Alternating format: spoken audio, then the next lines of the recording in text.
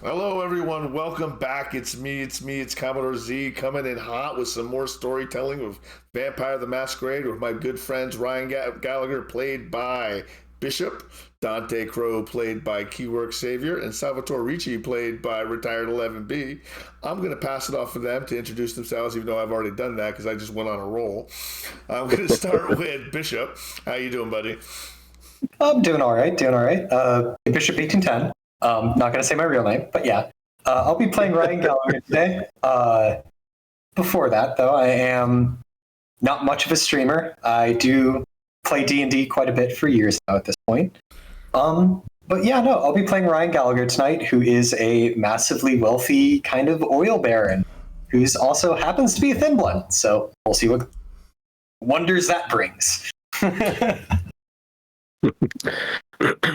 I'm Keywork Savior. I stream on Twitch. I variety stream retro stuff, retro activist. I actually finally beat Sunset Riders today, and it can rot in hell. But otherwise, tonight I will be playing Dante Crow, who is a very well-established local insurance adjuster, so a both literal and figurative bloodsucker.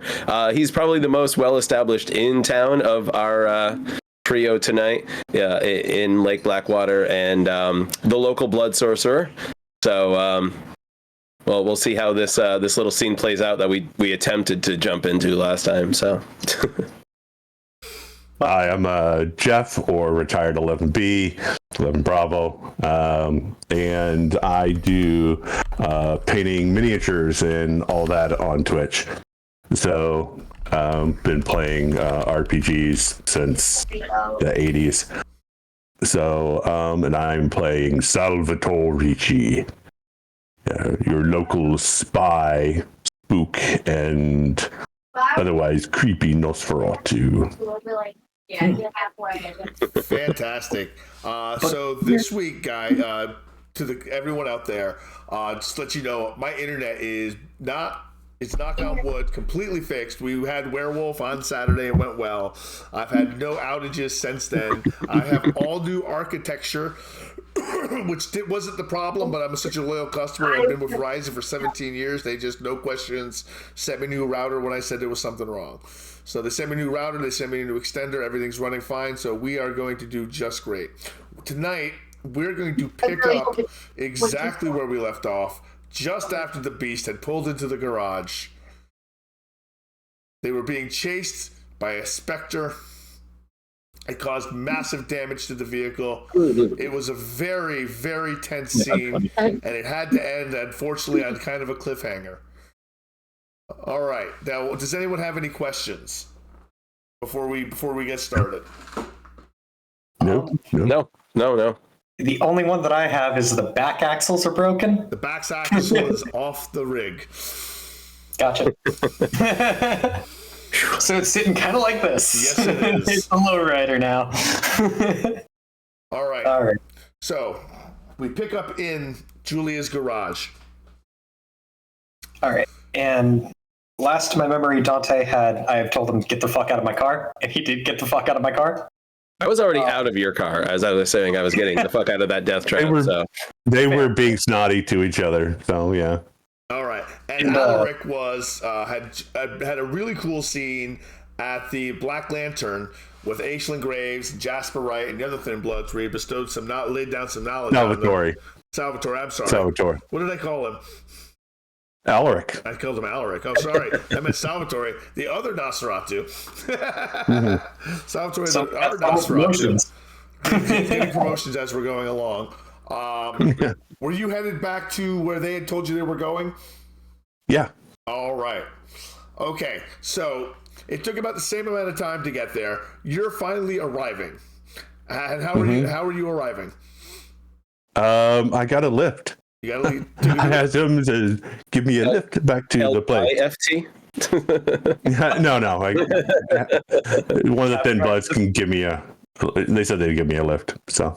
All right. So one of the Thin Bloods gives you a ride out into the woods to Juliet's cabin.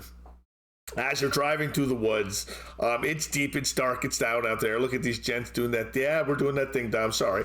As you're driving into the deep, dark woods at night, the night is getting a little bit longer in the tooth. You've had Elysium tonight.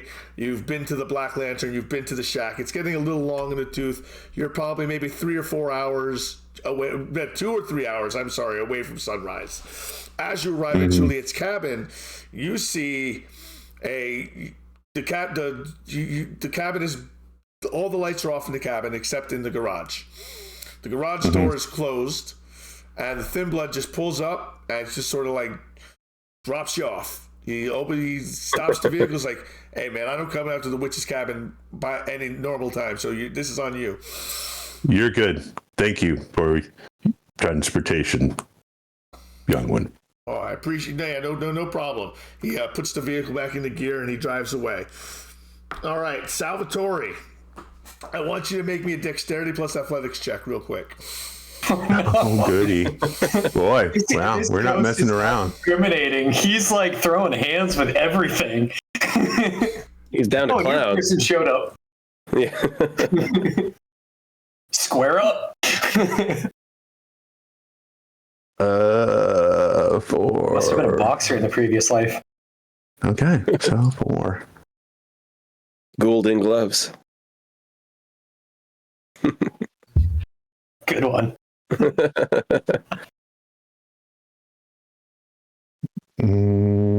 Roll. That's not. Oh, the dice room. Yeah, I rolled rage dice, so werewolves attack you. No, I'm just kidding. Jesus Christ! No, That's a pretty good roll. You since you tied, you do get pushed, but you don't get pushed far. But you feel as if you feel like two hands like hit you in the chest and pushed, and you kind of resisted just in time to not fall on your ass. But you felt something definitely push you. Hell. Do I see the other two in the truck at the garage? No, but you see a light in it, and as you get pushed, the garage door opens up, and you hear a female voice says, "Run to the garage." Running. All right, so you run toward the garage. Give me. I am going to. Go ahead. I'm actually going to. With that, I'm going to activate celerity. All right, make a rouse check. I was joking about the Naruto So run. that's just one of the red dice. If you fail, you get a little hungrier.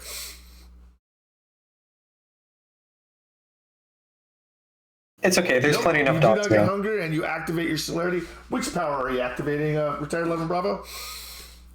Just to go fast. Just to go fast power? Just to go fast power. All right. Just so our everyone understands what he's doing. Rapid reflexes. Rapid reflexes. That one gets, so you quickly move you dodge just out of the way as another push comes in, and you step quickly into the garage. You feel some resistance from behind you as something tries to push through. As you look down, you notice a line of salt. Come to a skidding halt, looking back, and out of like nowhere, just kind of goes flick, and it's a long shaving blade. Ooh. It's a straight edge. Like, what the hell was that? It's like, what is this? Welcome to the party. And Ryan opens his door on his now low-riding Mercedes. Yeah, it's been a bit of a night. And he's wielding a very large 44 mag at this point, looking quite mad. I couldn't even see it. Neither could we. Yeah, all fists and fury and out of nowhere. It's strong, whatever it is. Even got it. Julian says, I know exactly what it is. I don't know exactly where it came from or who exactly sent it, but it is a specter. It is a restless spirit, restless ghost, spirit of the dead that is somehow interested in what we are doing. or Spirit's gonna be sent. It's just ascending. It's just another form of control. It's another form of blood sorcery we haven't mastered. As for where it came from, I think we should ask our friend here that. Yeah, right. His door was busted out from the inside. Yeah, his door was let's see, what's his name? I'm looking on the sheet here trying to find Marcus. which one it was. Marcus. Marcus. This is Marcus. What were you dabbling with, sorcerer? Dabbling? I was just at home working on my own experiments when something came crashing through my place and attacked me. Well, you seem to have gained the attention of unkind spirits. It was definitely How do something... we deal with this? I don't... This is Juliet. This is Juliet that's there. Juliet's there as well, yes. She's kind of standing back. Lady Damon, how do we deal with this? We'll need a specialist if we're going to deal with a ghost.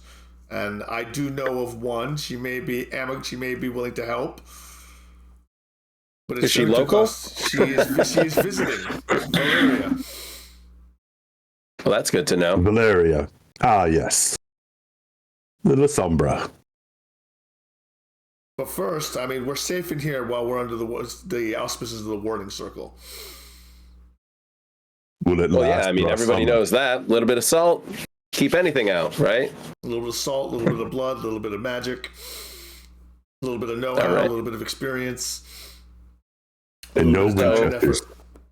So are we looking for your board game closet, or what's going on? Are we ringing her up, or? We're running out of...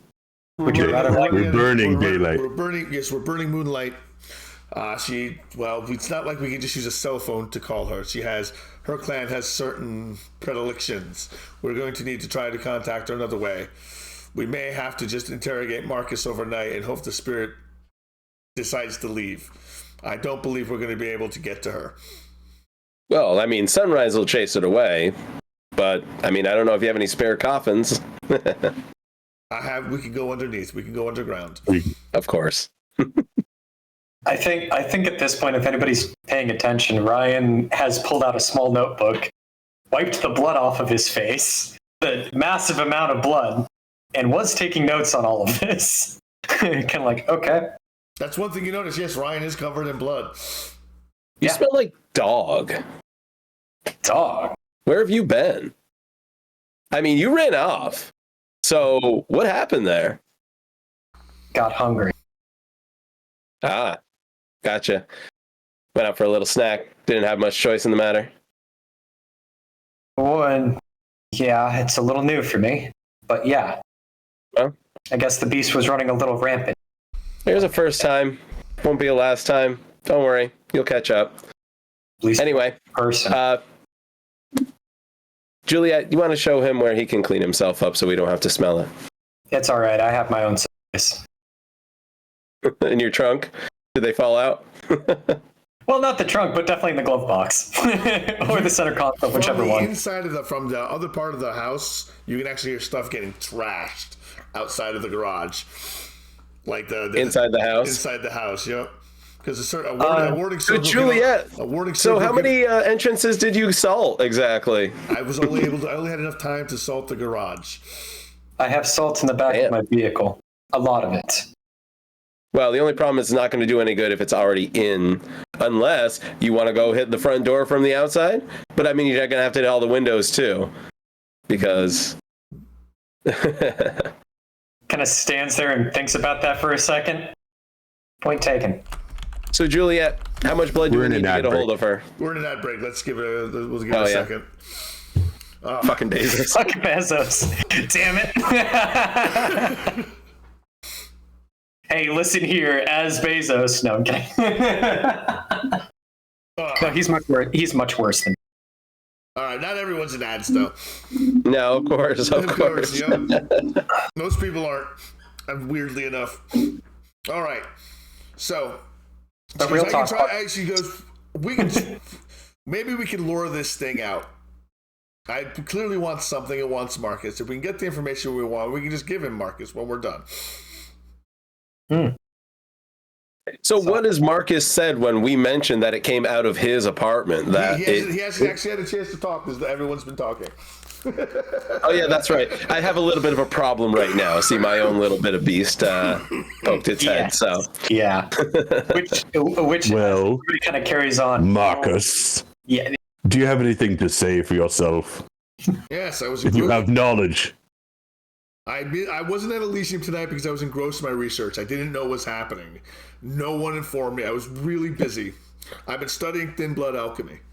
I'm trying to understand its mechanisms, potential, and to use it for our clan so we can actually, get back, something that we've lost. A monopoly we used to have on blood magic, but we don't anymore now that those Banu Hakim have shown up and the thin bloods are making their little formula and whatnot.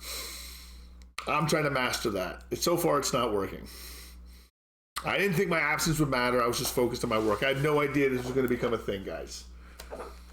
So you have two questions for you. What exactly were you looking to find out with your little chemistry set, with that, whatever that blood sludge was in there? And second of all, where did Happy come from inside your apartment while you were doing that? I would like to know where it came from. All of a sudden, it just started, like I mentioned before, back there, it just started attacking me and trashing my place. That means apparently, it was not warded. Oh, go ahead. I'm sorry. Oh, yeah. No. I think we kind of hit the same thing. It wasn't warded, and it was already inside the house. So, yeah. For a alchemist who doesn't ward his entrances or house, how long it had been there? Well, I don't know how to ward things yet. I am just an apprentice. And B, I don't know. I don't know how long it's been there. Listen, we can assume that it got in the same way it got into Juliet's house. And if Juliet is right, which she usually is in my experience, somebody did send it after Marcus. So we need to figure out who is the connection to Marcus, who sent, again, our party crasher here. It is possible Salvatore. that nobody sent it and something is going on that we're not aware of. Which raises the question again. Digging into this alchemy has drawn the attention and ire of something more dead than us. And what were you working? Well, to be honest, I was working on a way to turn lead into gold. Ah, the good old philosopher stuff. Using the iron in blood, I guess. Did that work out or not? Apparently not. Number 357 hasn't, but 358 may. I mean, 358, 359, 380, they might. 357, a strong number to land on, but yes, that's interesting. Have you pissed off anybody recently for that? He stops. He looks at Juliet. He looks at Dante. He goes, "Who is he?" A thin blood alchemist. Yes, they're contemporary. They're allowed to talk? Well, Juliet seems to think so. She's asked me to help him, sorry, what was that, Salvatore? Apparently as much as you. I was about to say, apparently as much as you. So I'm going to go stand by the garage door and taunt the ghost. Like, I'm asking him, like, what his name is, where he's from, what his type is. Oh, you just hear thrashing from inside the house. It's a detached garage. Oh, okay.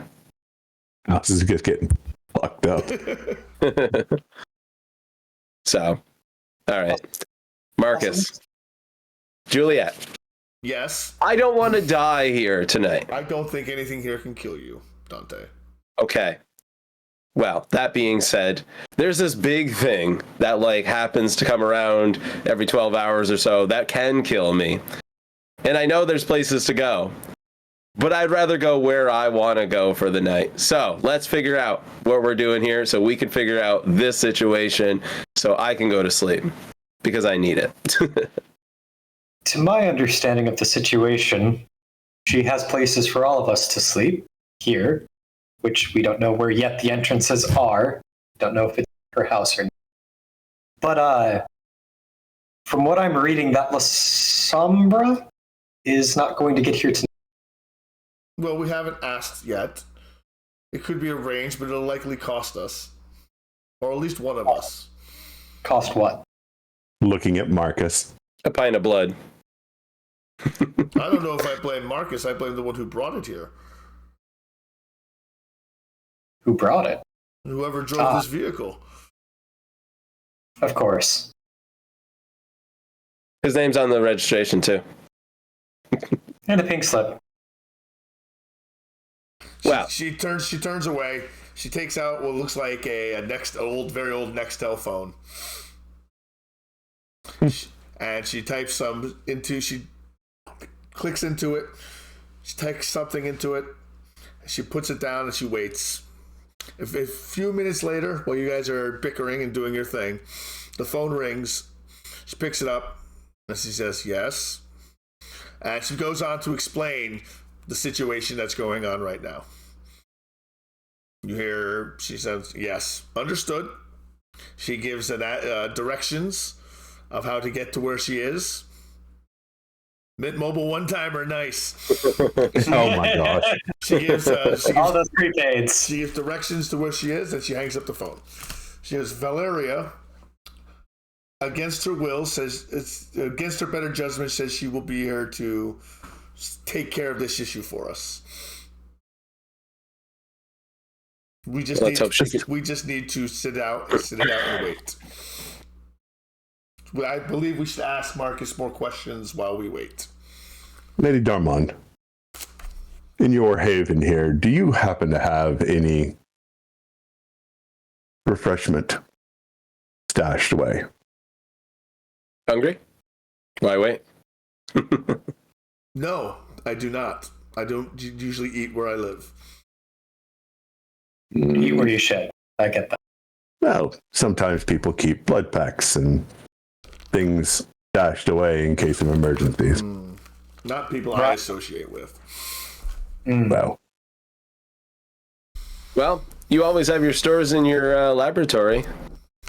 If you don't mind a little old. That is for study. That is for study. That is not for consumption. The residents are boys. The residences of that particular stock is particularly chosen for very particular reasons. See, boys, if you're going to live long, it's about having priorities. Know what you're going to do with your blood and who you're going to give it to.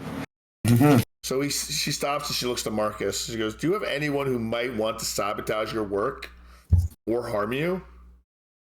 He stops and he thinks, he goes, it's possible. I mean, some might see my research. He looks at Ryan Gallagher as dangerous or threatening. And Well, did you steal that work from somebody? Is that why somebody's pissed at you? I did not steal my work from anyone. I have my own contacts. I have my own friends. Then did you tell anybody about what you were working on? No. No one knew I was working with until from what I understand, the police raided a shack that has nothing to do with me. Well, there were notes in there about blood alchemy, and it mentioned the clan Tremere. I don't leave notes. I don't leave anything written down. I have an eidetic memory. Well, how are you going to make progress in your experiments if you don't keep notes? I mean, I'm not even a scientist. I just seek people's money for them. And yes, and leave notes that the police can find and bring the Second Inquisition down upon all of us. No, I don't think so. I've spoken with the Thin Bloods. The concern over Tremere making use of Thin Bloods for some sort of experiments and stuff is unfounded. They're just missing two. What was it? Delilah and Steve? Correct. Delilah and Steve. Yeah. The teenager and the crackhead. They could be missing for any number of reasons. It has nothing to do with us. Yeah, I think they said that they were pretty flighty when we saw them at Elysium, too. So, thank you for confirming that for us. May we ask you exactly who you talked to? Like, where have you been? You jumped in that truck. You followed that Thin Blood. Where'd you go? They went to their bar where they were all sitting around raging about the man and wanting to, fight the system, and maybe we should do something. And it was fun. Classic communist bullshit. But it was nothing. Believe So It had nothing to do with anything. Has nothing to do with Tremere. Has nothing to do with sacrifices. They're just missing 2 people. so it's a frame up in Toto. Exactly. Whatever notes were found that had to do with Tremere, I have no idea where that came from. But who would benefit from disrupting the masquerade? From bringing the boot heel down on any of us? Because that just exposes all of us. I believe one question nobody has asked yet. Where did this notebook go? Who wrote it? Well, exactly. Why That's part of was the it frame up. actually encoded? This is not encrypted. The police can crack it. That means they at least didn't run it through Google or hex code first. That just means somebody wanted them to find it and to read it. That's all that means. Correct. That just spells it out. Yes, a very specific frame. Sounds like we have to get our hands on this note. These notes. So who have you been talking to, Marcus, about your endeavors into thin blood alchemy? Who is your source? You may not have stolen your work, but who are you learning it from? Because Tremere blood work thaumaturgy is very different from this thin blood stuff, from what I've seen from Ryan here, and I've only known him for 3 hours or so. Well, fundamentally, this thin blood alchemy is no more than a bastardized version of our blood sorcery. At its core, it still requires specific resonances, the 4 humors. It requires all of this, but at a more basic, more base level. Scientific level, I would. Base. So as we can take essence from somebody, they got to go picking through their guts for black bile. In order to do a quarter of what we can do, they need to go through something very extraordinary. I've seen, from what I've understood, is they distill gasoline and blood to mimic our most basic abilities. Wow. Props, Ryan. That sounds grueling. So again, Marcus, who? Oh, Ashlyn. There's got to be a link. Ashlyn. Ashlyn. But she wouldn't be ratting on me. Would she now? Well, I mean, how well do you know her? I know her very well. I spoke with Ashlyn. Did you roll detect lies? No. Yeah, Does right. anyone want to roll wits plus subterfuge against Marcus to see if he's telling the truth? I absolutely do. All right, And let's go for it. General that was difficulty is 4 is what you're looking for. I need the dice link. Oh, I never sent it to you, did I? Nope. Okay. It's gonna be. It's under your rooms. I'm gonna put it in the resources. Yeah, I'm gonna put it right in the room.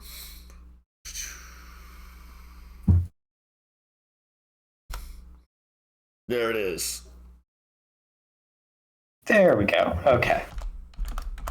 And now that was wits plus subterfuge. Yep. Awesome. And I'm at 1 hunger. 100. Yep.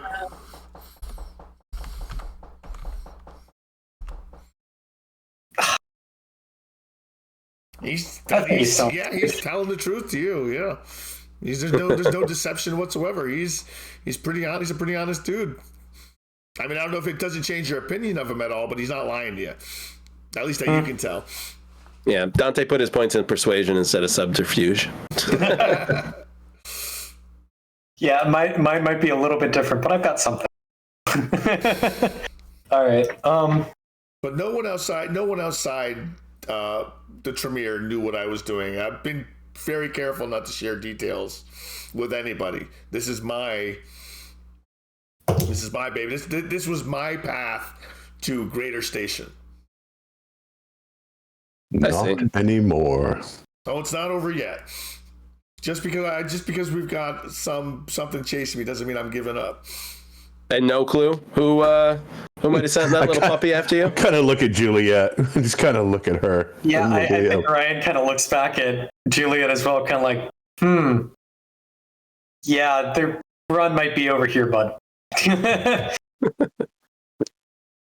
Marcus says, I don't know anything about who can send spirits like that. Maybe it was his blood you had. Hey, maybe I created the wrong ghost. So sometimes you got to break a few eggs. Created the wrong ghost? I was gonna say the wrong ghost. Were you trying to create another ghost? Why were you A trying red to ghost? create ghosts in the first place? Feed what might come back. Okay, Juliet. I don't know what we're doing here, at least for the time being. But if you got any ideas other than waiting around, I'm open to them because I'm feeling a little restless sitting here with these people. I caution patience until Valeria arrives and does whatever she does to pacify this poltergeist. Out of curiosity, I know I'm still new to all of this, but who can send ghosts? Tremere? Only? I've never heard of an ability to send ghosts. All Then I who know can? is that ghosts touch the edge of oblivion, and the Lasombra and Hecata they deal with the oblivion. Is there any Hecata in this town, then? Because we know of one Lasombra. Yes, but I can't see any purpose for why Juliet would be. She's a visitor. She's not even local. There's something afoot here, and I don't think it involves her, but she says she can take care of the situation for us. I trust her. I don't trust her, but I trust her enough that if we offer the right payment, she'll do the job. Speaking of which, you're going to owe her something in the future. Or you Don't worry, I know how things work, especially around here. It would be untenable for me to owe her a favor. Not with my position that I hold right now. I In see. the politics situation, you are a more appropriate scapegoat. I'll let you do the talking when she shows up. Mr. Gallagher. Exactly, Mr. Gallagher. You're probably unfamiliar with this. I'm unfamiliar with quite a bit. Kindred society works on a system of owing favors, boons. You'd be You do something surprised. for me, I do something for you. There's always a cost. There's You'd be always. surprised how similarly that lines up to my position before this happened. So you should understand this. And it is very. It tends to be personal. It tends to be heavy. And there's no way out of it.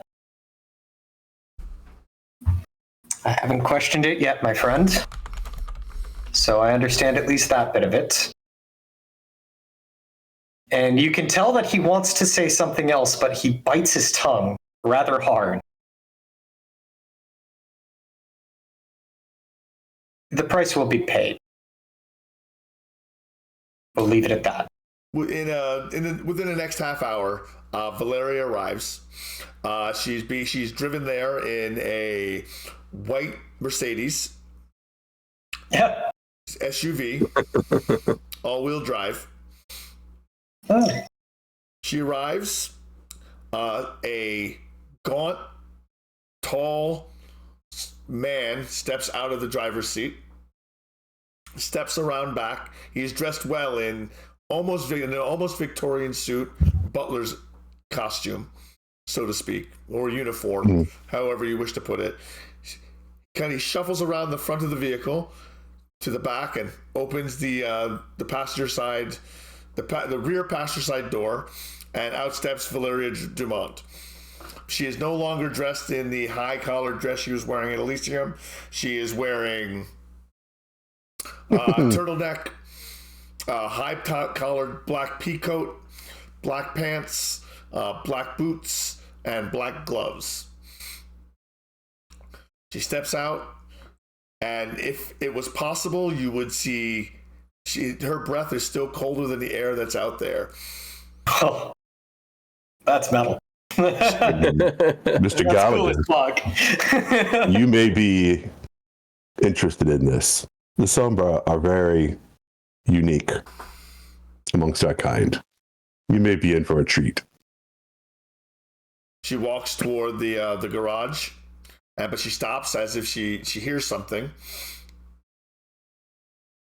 And the shadows on the outside all swirl and come together. They're pulled from the trees, they're pulled from the house, and it all comes into one humanoid form. Her shadow just expands across the ground. I'll move. Salvatore will move up to the door and pull his razor and kind of up to the salt. But you can see he kind of gets his feet under him like he's getting ready to jump out there if assistance is needed. You see her pull something from her coat. She shakes it. She puts it on the ground, and then she steps on it. And then she just picks up the remains. She puts it back in her coat. She turns to the garage, and she shrugs and says, and you can hear her. She says, "It's over." That's simple. Incredible. Well, most power is just knowledge. I assume so. I think you should prostrate Thank yourself, Ryan. Mr. Miles. Yeah, and he will actually bow. he will bite everything down and bow to this lady. She doesn't even acknowledge you. She looks to Juliet. Yeah. She goes, "So I have performed a service for you, Juliet. What are you going to do for me?" Juliet she turns and looks at her with a wry smile. She goes, "I will transfer a debt from another to you." I turn and face Mr. She Gallagher. turns her faces Ryan. She goes, "He will assume this debt as he brought whatever it was here." Valeria turns. She goes, "Really?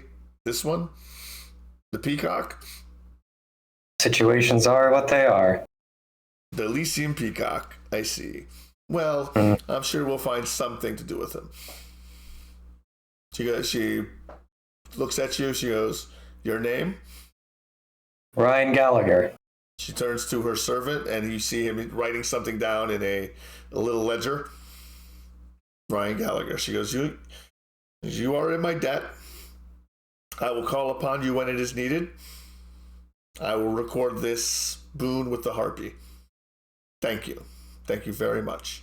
She turns on her heels, and she gets back into the vehicle. The servant kind of has to struggle to keep up with her a little bit because she's so lithe and graceful.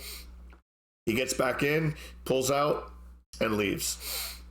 Did she do like the whole gliding with the shadows thing? Yes. Morticia Adams. So thing. weird. Yes. They're weird. The Sombra are freaking strange. Like You're one to talk there, Skittles. as Out of character. Ryan, Totally out of character. as Ryan's just watching this happen, and as soon as she gets to the car, he just goes, "And thank you." Like I said, you'll learn. Okay, now. Let's get on with the night, shall we? We have places to be.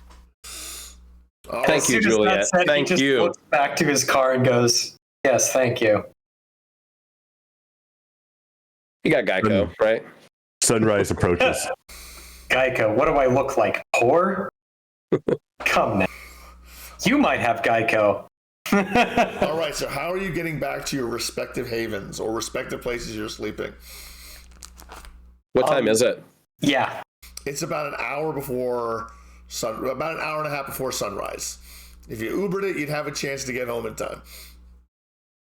I mean, from Juliet's, I know I can make it back to my place just on my athletics alone before sunrise.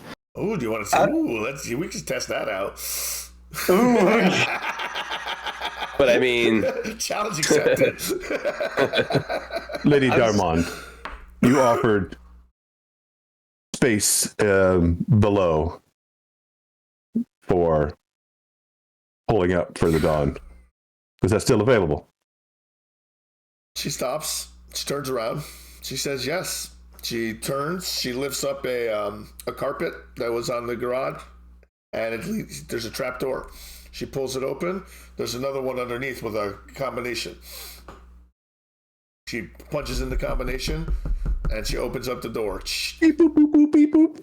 You notice from the inside she shows you that you can unlock it from the inside. I wasn't planning on going anywhere tonight. We have to figure out exactly what Marcus was doing anyway, and he has more questions to answer now that we don't have to worry about our little supernatural visitor. So, Marcus, after you, sir. All right, Marcus goes down. He's not too worried. He knows the answers he's got are going to be just fine. So he goes downstairs. Yeah, follow Marcus with, key work and Ryan. Ryan, lock up as you come Lady Darmond again. So thank you again. She says, all right. And she closes it, and you hear it go, you click, hiss. Hermetically sealed. Yeah, nothing's getting out of here. Mm-hmm. Well, when you're cooking a lot of blood and stuff in a laboratory, the inside is very utilitarian. There are no supplies. There's no cans of food. There's really just nothing. There's like a cot in the middle, and that's about it. And there is one light that hangs from a light bulb. This is a bolt hole. There's enough room for you guys to climb down a ladder. And you could probably all lay down. All four of you could probably fit down here. Maybe if you laid head to feet. So just pick a corner and just kind of lay down. And kind of. I'll let them all get comfortable real quick before finding the corner that is the most opposed to the entryway. Well, the entryway's upstairs. I mean, from whatever okay. is. Oh yeah. Okay. Yeah. It's in the center. Deal with it. Well, then in that case, he'll find a corner and just stare at the entrance, pretty much. He's gonna cry the whole day. He's just gonna sit there with a 44 Magnum, just be like, "Yeah, okay." Salvatore just goes to a corner, sits himself down, and just kind of folds himself up into a little thing, and pulls his hood up, and all of a sudden, he's just out. As soon Yes. as doesn't move. eventually That's a corpse in the corner. The sun rises, and you return to your day sleep, where you are very much corpse-like. Except Ryan, who doesn't fall asleep. I was about to say, he does not fall asleep. He just sits there in the dark. And just waits. They all one by one fall asleep, and he'll wait. He'll wait. Probably not off a couple times, but he'll get back up somewhere around noon or 11, and he'll actually look around. You gotta check us out. They're all asleep, right? Oh yeah. It's pitch black too, and it's silent because nobody's breathing. Yeah, I mean, you can have the light on. It doesn't make a difference. Yeah. Yeah, no, he flicks the light on for his own, goes up to the hatch, opens it, because he assumes that Lady Dormond is out as well. So he'll open it, go back up through the sunlight, go back to his car, and actually call for an Uber and get the hell out of it. Are you gonna seal it back up, or are you gonna leave it open? No, he does all of the. He covers his tracks basically. All right, He basically wants to be like, okay, well, I'm here while you guys went to sleep, but I'm gone when you wake up. Just vanished. All right. So how much superficial damage do you take? None. None. That's right, because you're not a full vampire. Right. Because he can walk during the daytime, and nobody knew that. You walk there. So quick meta discussion. Are you going to be useful, or are you going to go to the skin house and No, he's got some stuff. catch a few flicks? He's got some stuff to take care of because his car is fucked. The Gotta call Geico. Yeah. So he just walks up, goes out through the daytime, kind of walks, or at least goes as far out to his to a point, calls an Uber back to the hotel, and just buys a car that day and comes back. There's 3 hours of your day gone. Yeah, 3 hours of the day just gone, just to get another vehicle of his choosing. Comes back, does the whole process.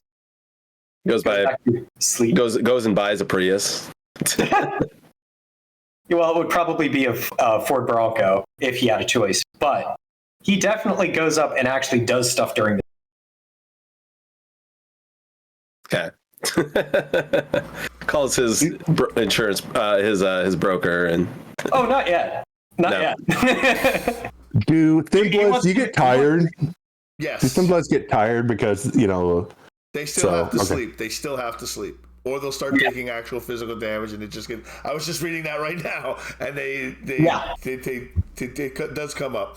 All right, so he goes and he buys a pillow to lay on the bolt hole floor when he goes back in. Just comes back with a plush cot and everything, just like. No, I'm kidding. But yeah, no, he basically just goes out, tries to get another vehicle or secure something else, so that he can get all of the things that are in the back of his Mercedes that he doesn't want other people to see. In that, locked, secured. That's that. And then goes back to the others. So they'll probably wake up at the next night seeing a Ford Bronco that nobody realized was there. Actually, is now there. Everybody wakes up about an hour before twilight, before the sun goes down. He'll definitely be back before that. It won't take him long, and he's got enough money to cover it. I need everyone to make a rouse check, though. Every single one of you, to see if you get hungrier. That's just one blood, right? It's one hunger. Yep. Oh damn! Oh no! Oh no! 2 of you are hungrier. So you should be up to hunger 3, because you were at hunger 2. Was that 2 or 1? You didn't feed. Everyone started at 2, but Ryan went down to 1 because he ate the dog. Yeah. Actually, didn't he completely slake his hunger and then came back with 1? Yes, he did. Okay, I thought so. Okay. So he's still sitting at 1. He just needed a little snack. All Some right. Doritos. So first thing I got to do tonight, eat. Is eat. Salvatore's going to want to eat too, I take it? Yes. Yes. He just kind of wakes up with kind of like the eyes just a moment of flash red and all right. So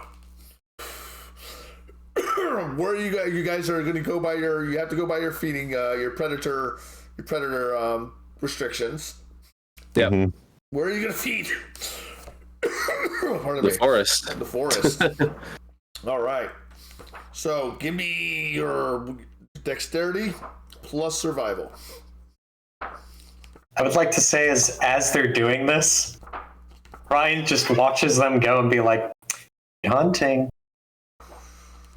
So when I did my character, I put my points in athletics because I figured that would be the hunting aspect, not survival. Do you have any points in animal, Ken? No, I do not. No. Would you like to move your points in athletics to survival? Sure, that would be fantastic. All right, make that change on your character sheet, update your character sheet, and send it over to me. Now, to let you know, that change in athletics makes it harder for you to dodge incoming attacks. They haven't really happened yet, but completely up to you what you want to do. I realize that we're only in technically this is like our second session, so if there's character sheet changes you need to make, we can definitely do that. All right. So, but I agree you would have a good survival if you're a farmer. You would have put your stats there if you'd have known better. Yeah. Give me a sec. How do you permanent mark them? It's just a checkbox showing up, or a little check mark.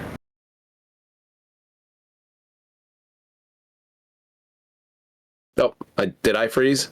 No, you're still good. Oh, word. You're still good. I didn't see any dice roll. Just went really quiet all of a sudden. Yeah, give me a second. Sorry, you're still going that quiet either. I was reading something just off screen. No, I'm trying to figure out how to permanently add these to my character sheet because I'm just getting a little check on them instead of a black dot. Give me a sec. Where am I doing dice? There we go.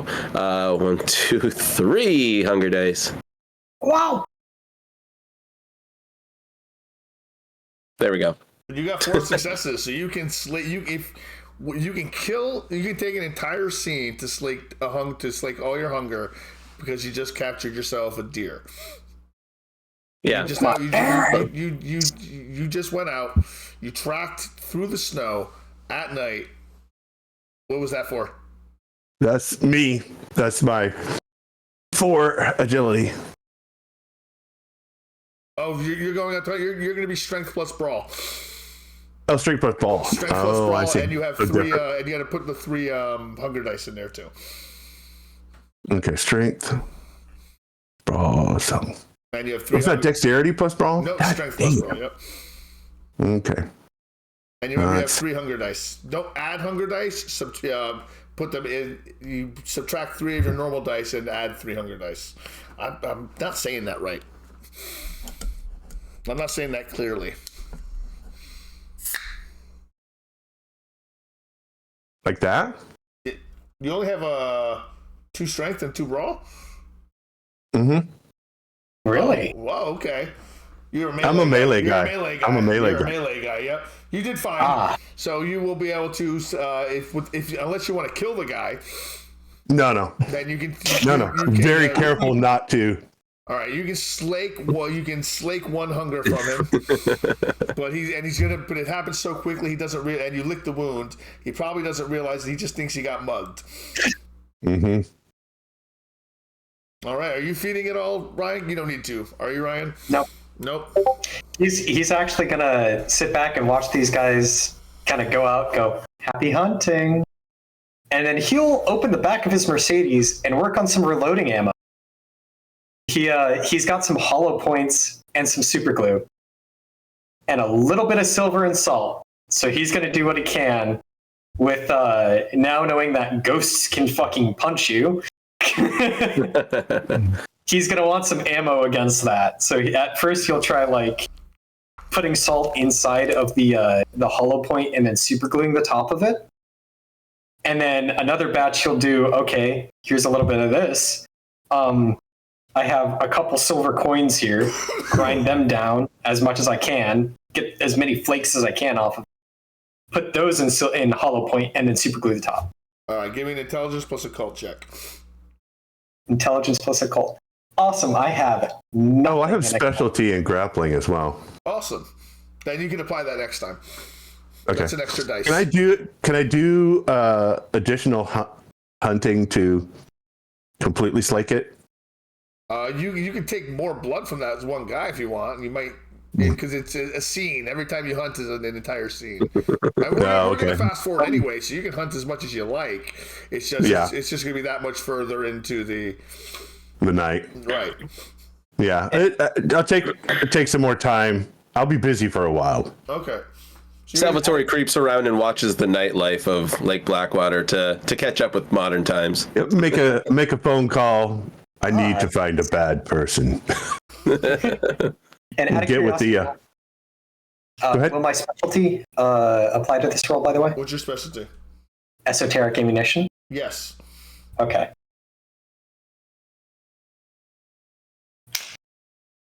Three. All right. So you managed. You're pretty sure you put an appropriate amount of salt into the buckshot. You think it might work. I mean, everything you've read says this might work, but who knows? Hey, it's a big guess for him. He's an alchemist. You got to fuck around to find out. All right. You can easily find another victim to feed from, and you can take one. And since you did that, you didn't get a messy critical, so you're fine. Mm-hmm. You rip his head off. No. Just looking for bad people who have, get bail or out on bail that have done bad things, and they're going to have a bad night. They're going to have a bad night. All right. As they shoot. Marcus doesn't feed. Juliet, it gets to readjusting her haven. After the evening with the poltergeist, it did quite a bit of damage. She does not seem very pleased whatsoever. She's actually pretty livid about it. She looks Yeah, like she's. Go ahead. Want to get back. Sorry for my tardiness. Yeah, would you like some assistance in tidying She says, this? Yes. No. I've got this. This is fine. It's fine. Everything's fine. She's keeping it together, but she's clearly annoyed. She's just. This is not a hangout, she says. Understood. Not a hangout? What does that mean? I made my way back after I fed too, and I asked Juliet, glad you asked me to help that Ryan guy now? Have you helped him yet? Well, I guess. At least a little bit. Whether or not I help him more, we'll see when it gets back. Now, do you want me to take him to my place so your place doesn't get any more wrecked up? Take him somewhere. I don't care where you take him. Just don't have to be here. Okay. I would Closing time. definitely go and kind of like, sincerely, I'm very sorry for the mess. So Yes. you didn't do it, so, and you weren't here when it started. I know, but I'm sorry. Has she endeavored any more information from Marcus while we went to slake our... She says Marcus doesn't seem to know anything. He's been hard. He's just been hard at work, and she said she kind of admires him for it. He's been working hard and trying to improve our station, and here we are kind of besmirching him. I think she looks to you. She goes, honestly, I think you're right. Someone's trying to frame us. For what? For what reason? What to what end? I can't imagine. I can't fathom just yet. But I think someone is targeting us. My lady, you're Tremere. Tremere are common scapegoats. Nobody likes Tremere. Thanks, mansplainer. They're not the only one they don't like. Kind of gives it kind of a curious, like, does not understand the term, but... What I'm saying is, old moldy oldie, you don't need to explain that to her, man. She knows. She's in it. She knows. All right, guys.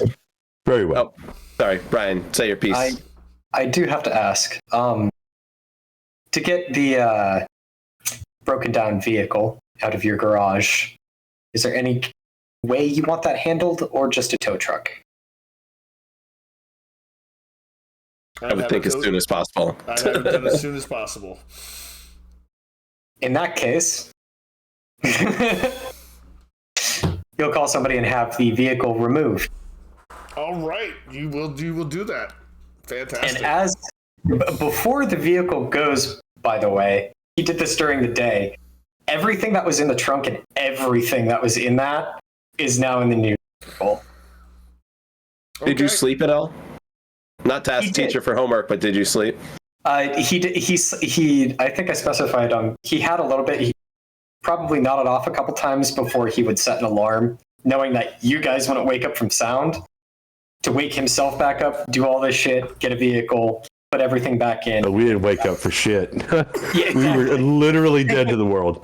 Exactly. So he's like, "Oh, okay. These fucking guys are dead. So I can do." I would send a text message to Alaric informing him of everything that has transpired to date.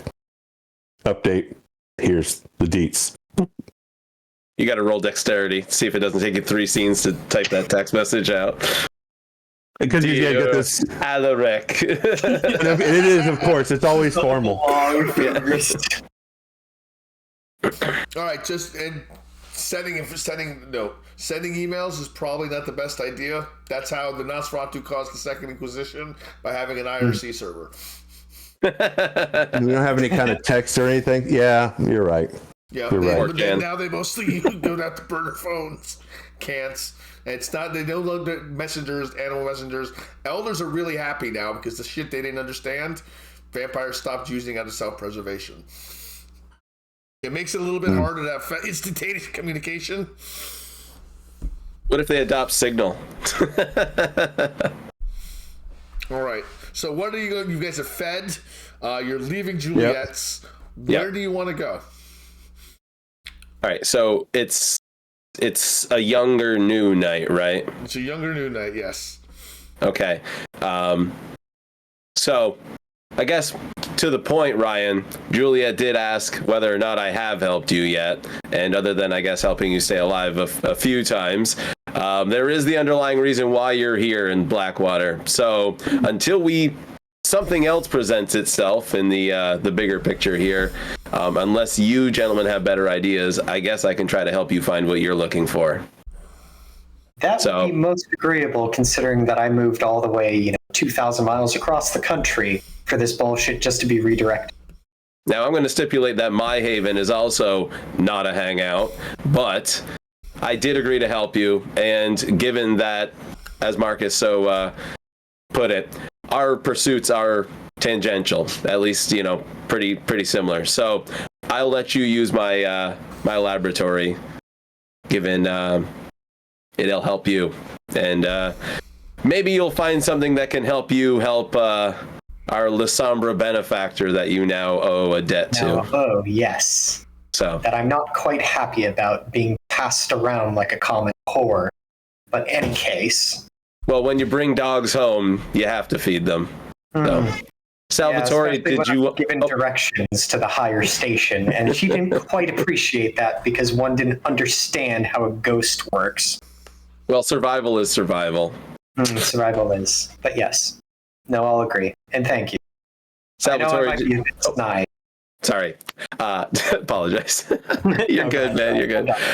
Salvatore, did you want to join us, or did you want to perhaps maybe creep around town a little bit more, see if maybe you can find a lead to pick up in all of this? I'm going to see if I can get some leads, and I'm going to... I would like to point out that the police still have that notebook, correct? Correct. No. They don't. No. No, Alaric has the notebook. That's how Alaric. that's how the prince knows about it. Oh, right. Okay. Yeah, I'm going to see what see if I can track down leads. I will contact you by your burner. That will work. And in case he hisses a little when he says it. Burner. Sorry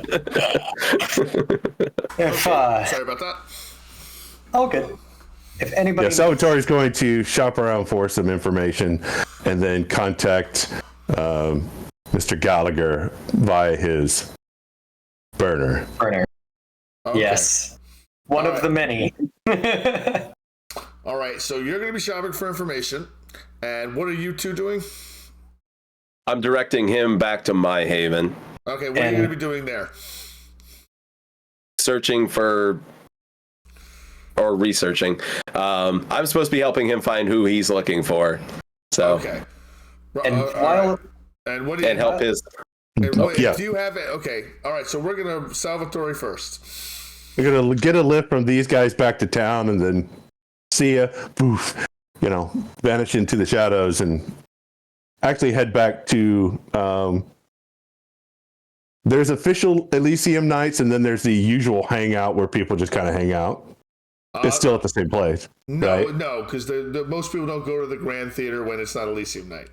That's really? Yeah, that's not a place to have vampires really hang out. If you're looking for vampire bars, what is the usual hangout? There isn't really a usual hangout. It's usually whatever bar is hopping the most that night. Okay. Well, I'll just go try and track down Alaric then. Oh, if you're looking for Alaric, that's a different story. You know where to find Alaric. You find Alaric in the old mine tunnels and probably somewhere in the city, under the city. I mean, all you have to do is Alaric is the way. Alaric so basically, going to there to find out where's Alaric at. Okay, thanks. Boosh. Go find Alaric. So. All right, so give me a. Let me take a look. What should I? It actually should be a streetwise check. Give me a Winslow streetwise. See if we can find Alaric. That's 4. Your difficulty is 3. You're looking for 3 successes. How many red dice and how many black dice? 1 red die, 3 black die. Roll.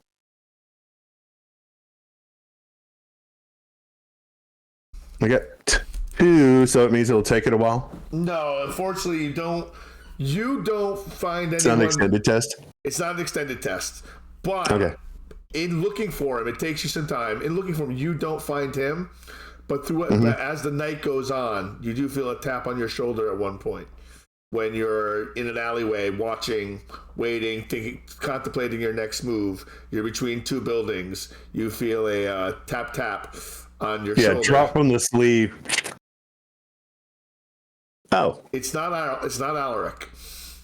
It's another one of the local Nosferatu.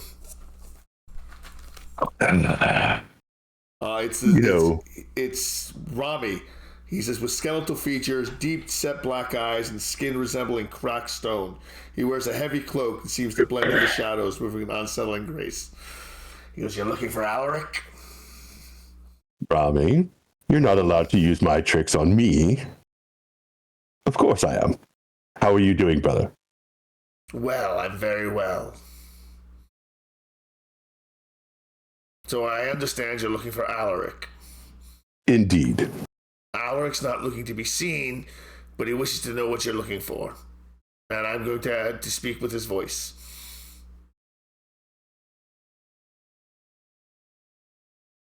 I need to be frank with Alaric regarding the young bloods and this less than encrypted note that the police obtained. You're speaking of the thin blood experimentation Von Lestrade is infuriated about, correct? Yes. It appears that it's a ruse. Somebody's stirring up trouble and pointing towards the Tremere. Not that I care, but it is dangerous to us all. A breach of the masquerade. Thin buds are like cracks in a dam. If you ignore them, eventually the flood will come. And the Tremere always did love their laboratories. The mess they've made this time might just drown them. Nah, they're not doing anything. They're not snatching up thin bloods. They're looking for information on alchemy. They're just running tests. All that matters is the perception of the reality, not the reality itself. Indeed. So, is this being honest? Is this Alaric? If it is, that's fine. I don't care.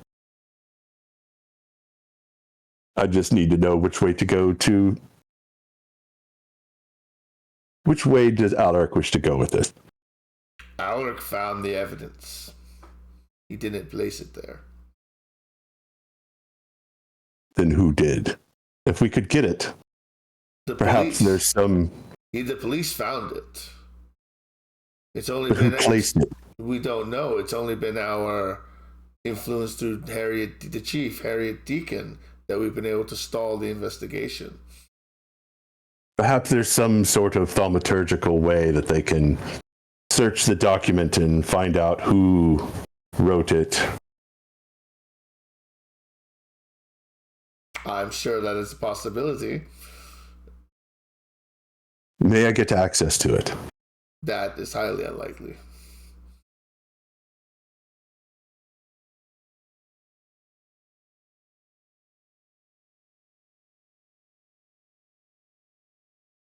There are many moving parts in this. Just remember, if one falls, another must rise.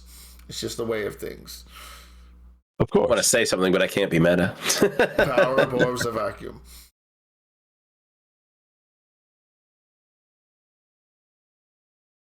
Today's the spirits. The spirits. What are the spirits? There's spirit activity, ghosts, specters. Somehow, we were attacked. A specter, attacked the Tremere that was doing experiments. He was working foolishly unwarded, and it beat him up, and he ran. We found him, and it chased us back to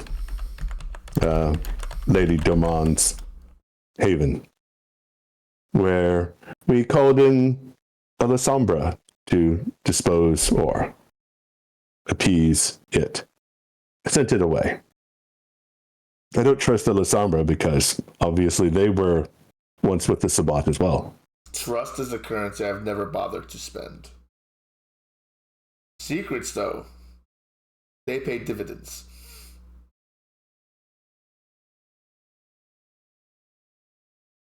Good luck with Out of character. Yeah.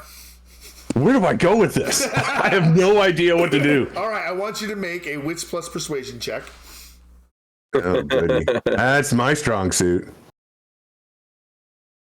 Oh, good. That's 3 dice. Versus his resolve plus composure. You haven't offered him the right thing. You haven't offered him something yet. Good luck, Haggard. Oh, good. Oh no, Aggie. Drive safe. So,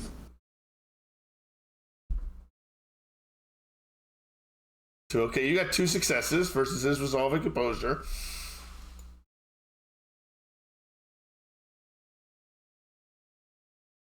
What can I do that would be of assistance to ourselves, the clan, and stability?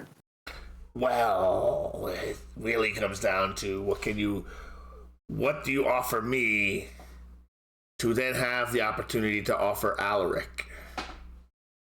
And is that a web and a ladder you wish to climb to help the Tremere? I'm not necessarily saying helping the Tremere. I'm looking to maintain stability before other things in the area. Well, there's some in the city who don't really seem to mind if the Thin Bloods are experimented on, erased, destroyed. I'm not one of them.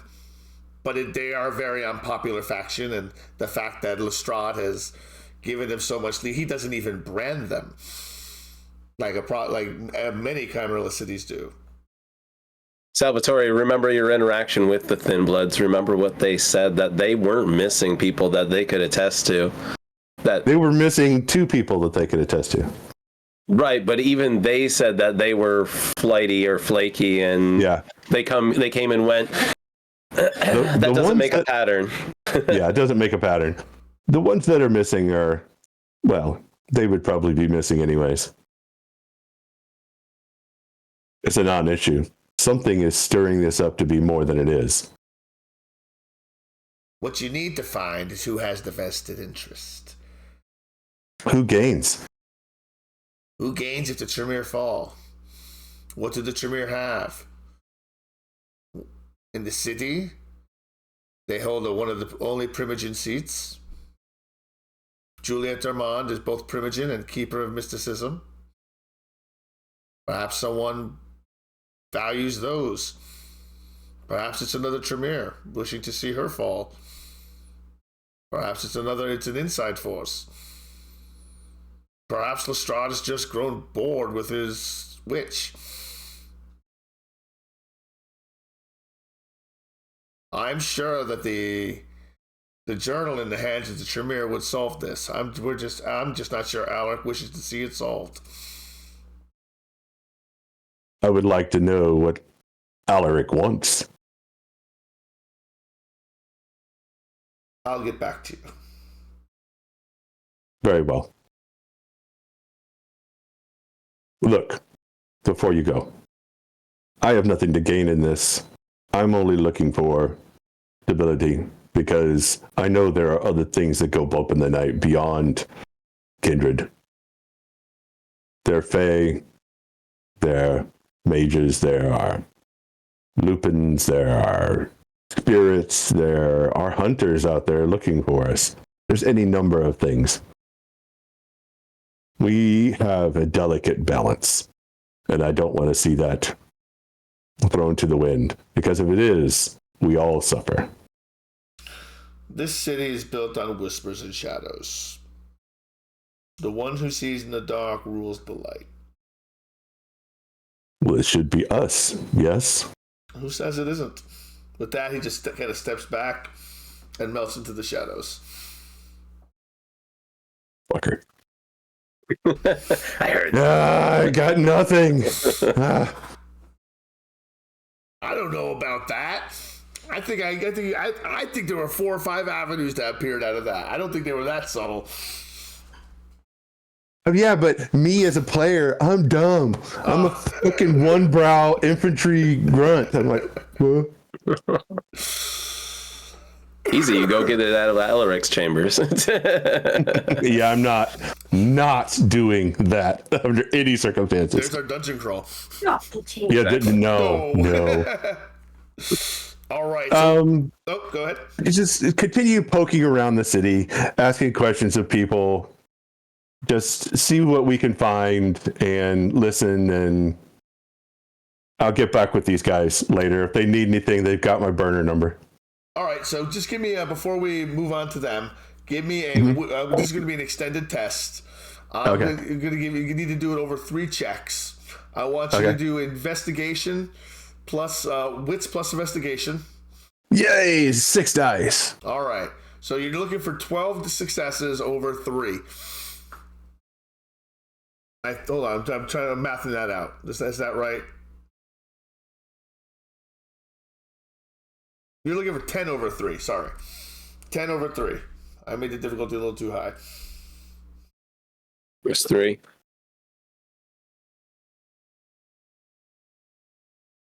There's 6.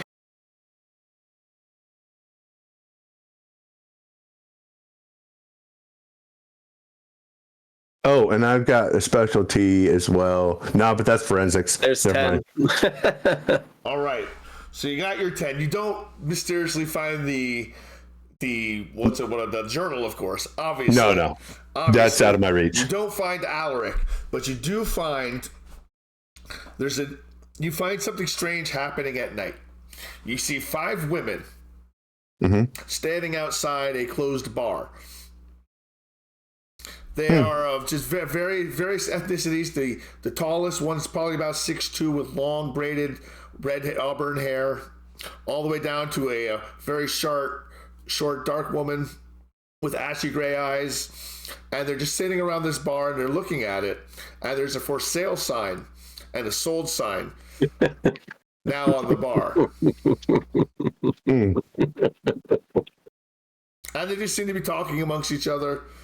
They don't notice you yet, because I assume that you're probably going unseen. I'm obfuscated, yeah. You're obfuscated. No one seems to notice you, but you're there and you hear them talking. This is the place. This is going to be ours, ladies. This and everything else that comes with it.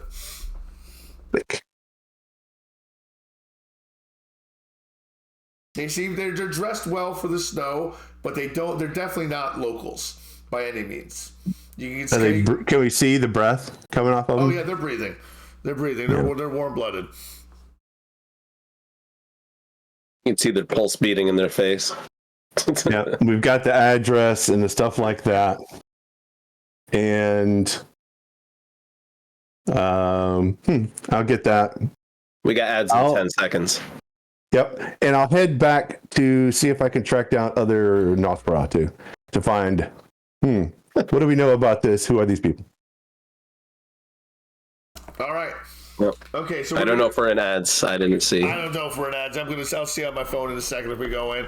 But okay, so you two, what were you going to be up to? Where were you? Went back to your place. He was going to be looking at your lab. What were you doing? Well, I figured until we could actually get a lead on the overarching issue that I could help attempt to help him find what he's looking for, address the main issue, why he's in town. So using my lab, which gives us bonuses to our research rolls. Yes. Figure that, either he can work on his alchemy or I can use mine to help him find what he's looking for. Why don't you ask him what you need? Just to move this along, but that might be a question no one's thought to ask. Yeah. What exactly are you looking for? Why did you conscribe my help from Juliet? Well, I didn't conscribe your help. I conscribed Juliet. But considering that you were the one I was directed to... Now we're in an ad for a minute 30. It's okay, keep going.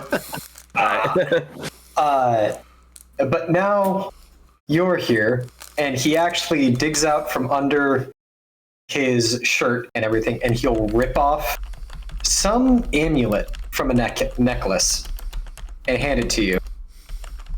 I found that wrapped in my hand when I woke up the next night after this happened. I want to know who and where they are. That's all. That's it. And nobody can seem to give me a straight fucking answer. And it's been really pissing me off. Well, who have you been asking? Has anybody recognized it, or... No. I mean... At least not that I know of. Besides, I'm just a thin blood after all. Who wants to tell me anything? But y'all seem to be very interested in the alchemy, at least. So at least there's that. Well, everybody has their uses. All right, so I inspect his amulet. All right, what do you do with it? What? Well, I need a description of it from Ryan or from God. Give us a description, Ryan, of the envelope. I don't know what it looks like. It's probably an older, not a locket or anything. I'll be 100% honest. I didn't have a nailed down description of it either, but it's probably some older stone, maybe ruby or sapphire, something like that. It's very clearly from an amulet or an amulet itself. I'd actually say it's a stone. It's a stone from the amulet. And all he said is that he woke up with it in his hands after this had happened to him. His embrace. His embrace. So you could probably tell just from that alone that there was a fight that went on and he grabbed part of it from his attacker. So this is, whoever did this to him, it would obviously meant a lot because it came from a necklace or something on them. Gaudy as hell. I don't know who'd be wearing that, but what do you remember about that night up until you woke up the next morning? Standard vacation hunt. Who were you hanging out with? Isn't that the question? Nobody. It was just me, alone, out in the grand forests. Not here, but back out west. I wanted some time alone, and I was not alone. Guess not. Guess somebody wanted to be with you. Couldn't possibly imagine why. Yeah. Regardless, I want to know where they are. It is. All right. He has a look of absolute disdain when he says that. Just not at all. And you've seen him talk to you and everybody else. He doesn't get the same look to you. But when he's talking about whatever or whoever did this, it's not the same. There is a real burning there. Well, I mean, of course, I would think to myself, maybe I wouldn't say this out loud, seeing it on you. Couldn't blame you for being mad at somebody leaving you a half-formed mongrel. So, I mean, I think I'd be a little mad too. What is involved in the embrace that leaves somebody a thin blood? Just being out of character? Out of character? Is that out of character? Yeah. Just being out of character. Being so far from Cain, so far down the generational ladder that your blood carries no potency at all. It's either they died, very low generation, or very high generation. Like you're like a 15th, 16th generation yourself. So you're pretty sure if you tried to embrace, you might create a thin blood. Yeah. Childhood. I'm 10th gen. I can create a vampire. But there was a time when they didn't think you could. Yeah. All right. So it's a hunk of stone, like that was part of an amulet. Yeah, it looks like it's been cut and refined, and it's very clear. It's obviously something that's from either an earring, a necklace, something. it's just a hunk. Well, not a hunk of stone, but a cut stone. It's a deep, and it's pretty sizable. It's a deep crimson ruby, oval in shape, and faceted to catch the light, casting subtle glimmers of fiery red and orange hues as it moves. Yes. It's the remains of an amulet. Fun. So if it's an amulet, that means it's been used to do some things. So maybe there's some sort of residuals on that. So we're back at my place, right? Yep. All right. So what am I rolling to investigate this? How am I? All right. So you're putting it. You're going CSI on it, aren't you? You got fucking Exactly. All right. Yep. I light the braziers. I'm All right. I'm there. Are you using like any of your rituals, like illuminate the trail of the prey? Now that's dependent on envisioning something. Or if you have something that belongs to them. Oh, okay. So I can hold that and cast that. And cast that, yes.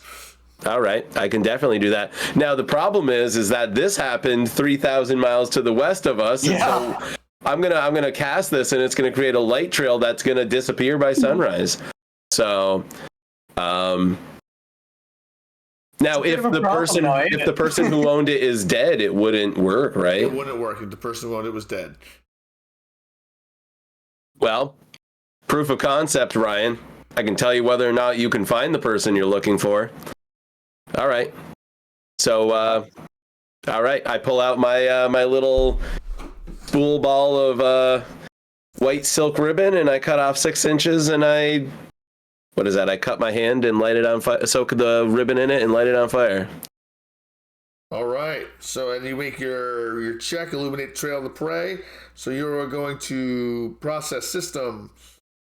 If the ritual roll wins, and the ritual roll is... Where's the roll? What is the roll for rituals? It is intelligence plus blood sorcery. Difficulty of 3. Intelligence plus blood sorcery, difficulty 3. +1, so you get a +1 to it. Plus you're in your ritual area, so whatever you get for that too. Okay, sorry, just a second. So intelligence plus blood sorcery plus 2 bonuses? Yep. Okay, all right. And I have no hunger. Wow. Also, out of curiosity, how long does this take him? Does this take him like a couple days or something? No, this is instantaneous. This is instant. Okay. This is instant. Yeah. All right. So, I succeed. not only do you succeed, but now you can see you see a glowing trail. It is subtly glowing, and it is extended into not away from you, but in toward the city. So it's not heading west. It's not heading west. No, it's heading east from the forest toward Lake Blackwater. Ryan, I guess whomever you're looking for is not only still, well, at least unalive, is a lot closer than I would have guessed. So there you are. You want to follow it?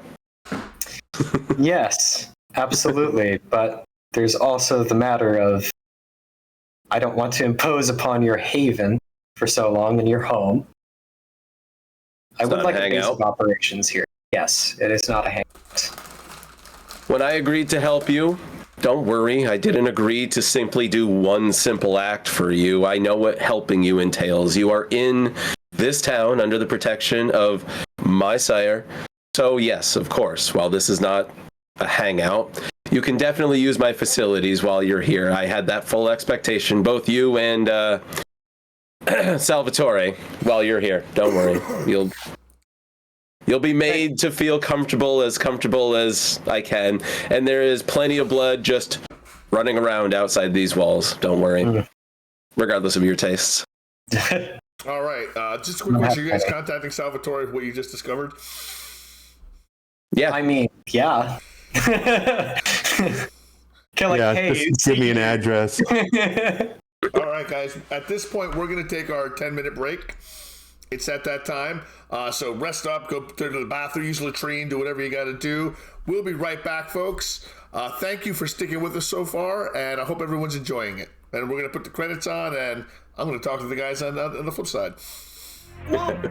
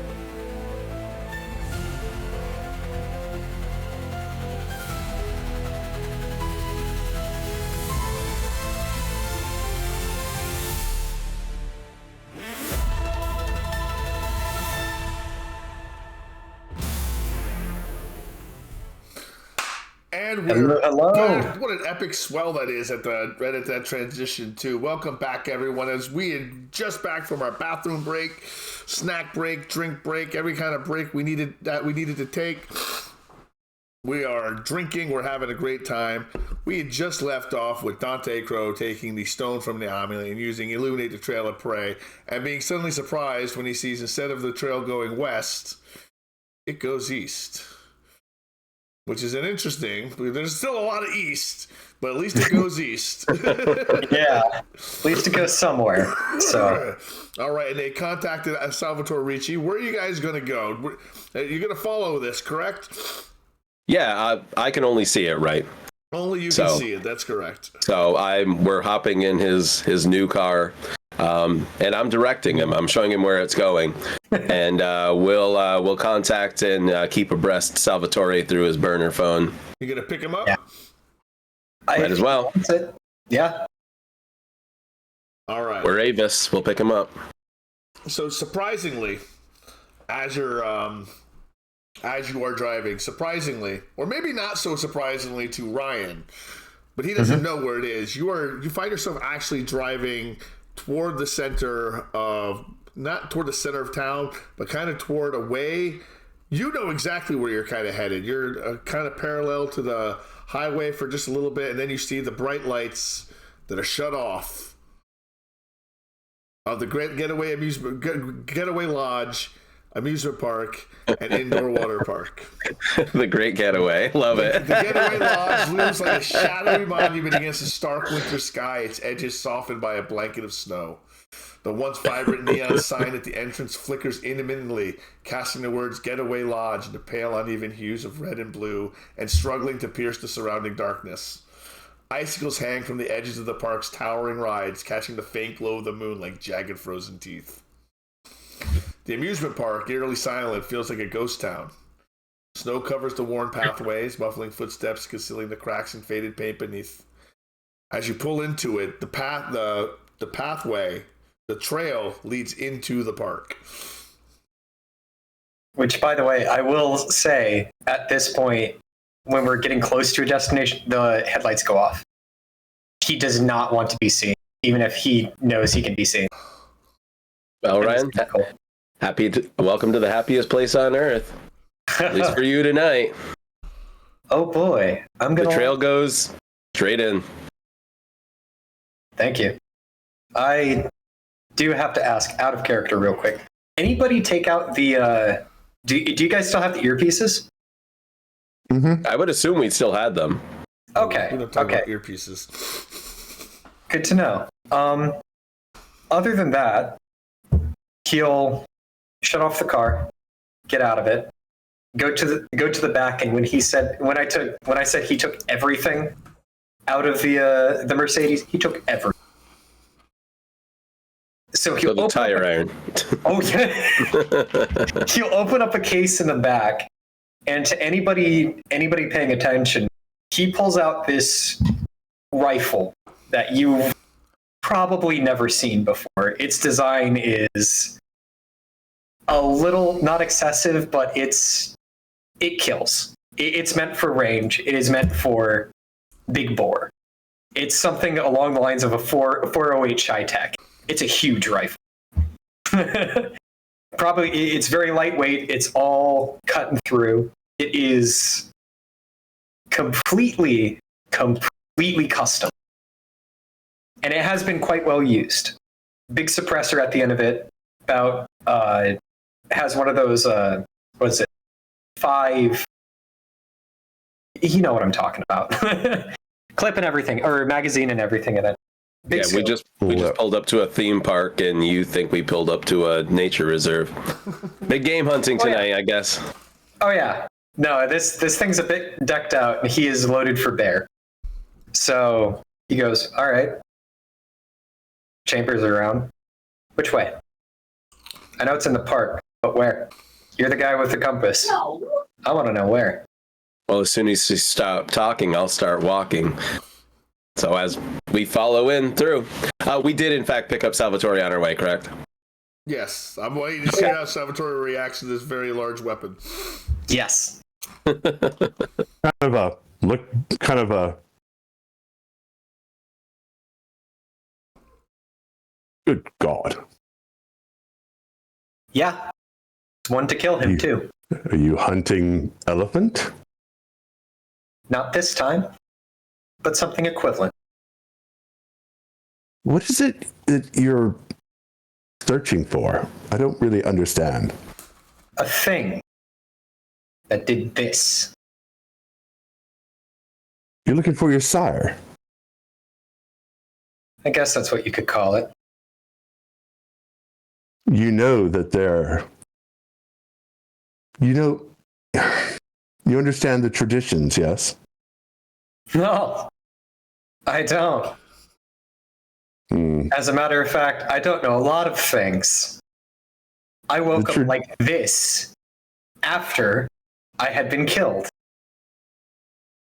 The traditions prohibit you from killing another kindred. Your looking to kill him. unlife, as it were, would be at risk. The prince himself could just snuff you out, or call a blood hunt and have every kindred in the city come for you. Use caution. Then what does tradition say about killing random people? Could be an accident. That's all I know. I see accidents every day. Just don't draw attention to the kindred. Don't break the masquerade. Masquerade. I keep hearing that term, that word used. The masquerade is that the world that the herd sees is normal, and there's nothing that goes bump in the night. Mm-hmm. Even though there are most definitely things. Salvatore, real quick. We're standing outside someplace where we're probably easier to be seen than we're going to see anybody else. I figure we're in the vehicle. For you to explain the masquerade to this young person here, so to speak. Let's get out of whatever open parking lot that we're standing in instead of discussing this out in the open. I wouldn't discuss this in the open. I would discuss this on the ride. In the ride. Yes. Yeah. After you pulled the weapon out in the car. It's like, whoa. Yeah, I was going to say, do your trunk lights come on there, Ryan, when you open your trunk to get out your big bear gun? No, no, he doesn't. No, this is all dark. Okay. Well, perhaps you should use your words first. So I assume we would park someplace, not maybe in the middle of the parking lot, right near the gates, and probably keep along out of sight lines. Yeah. As we approach the inside of the park. Now, of course, the beam is going to be going like straight towards the target. Yep. Or not beam, but the trail, the illuminated trail. This. You wouldn't know it, Salvatore. This is what's called an amusement park. I'm certain you've never enjoyed this thing called amusement in either your life or unlife. But just know that you're going to see lots of amazing things that I don't have the time to explain them to you. So just follow me as we seek what this young thin blood is seeking. The whole reason he's in this town. And who knows, maybe the whole reason we're even dealing with what we're dealing with tonight. But let's figure this one thing out. Before we tackle something else. Let's get this out of the way. So, to answer your question, I thought all of this was supposed to, especially if, you make another kindred, not sure, or kindred, I'll say, another vampire. I thought that had rules to it, not just a random occurrence. It does, but you have to realize that the vampire that makes a vampire, if he is closer to Cain, the rules apply. Your rank and station and the potency of your blood matters in the application of law. You, my friend, are definitely lower on the totem pole than whoever sired you, however little that is. Hopefully small amounts, but whatever. We'll get to Either way, whatever happens tonight, I know we don't have any snitches. Accidents happen. None of us are snitches. And I think there's a certain matter of disrespect felt by Ryan to go to the lengths that he's gone to just to seek me out. Well, by happenstance, seek me out to help him find what he's been looking for. I think it's kind of taken over his persona. So let's deal with this, shall we? So we can have him actually, not focusing on this whole thing. And hey, I don't know the roll of the dice that led us to find exactly what he was looking for that happened to him halfway across the country, right here in our town. But again, time is of the essence, and the sun rises early. Agreed. Lead on. All right, if we're done wagging our tongues, fellas, let's go.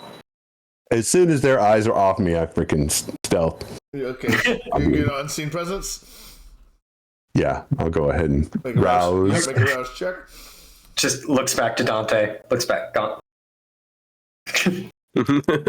Never gonna get used to that.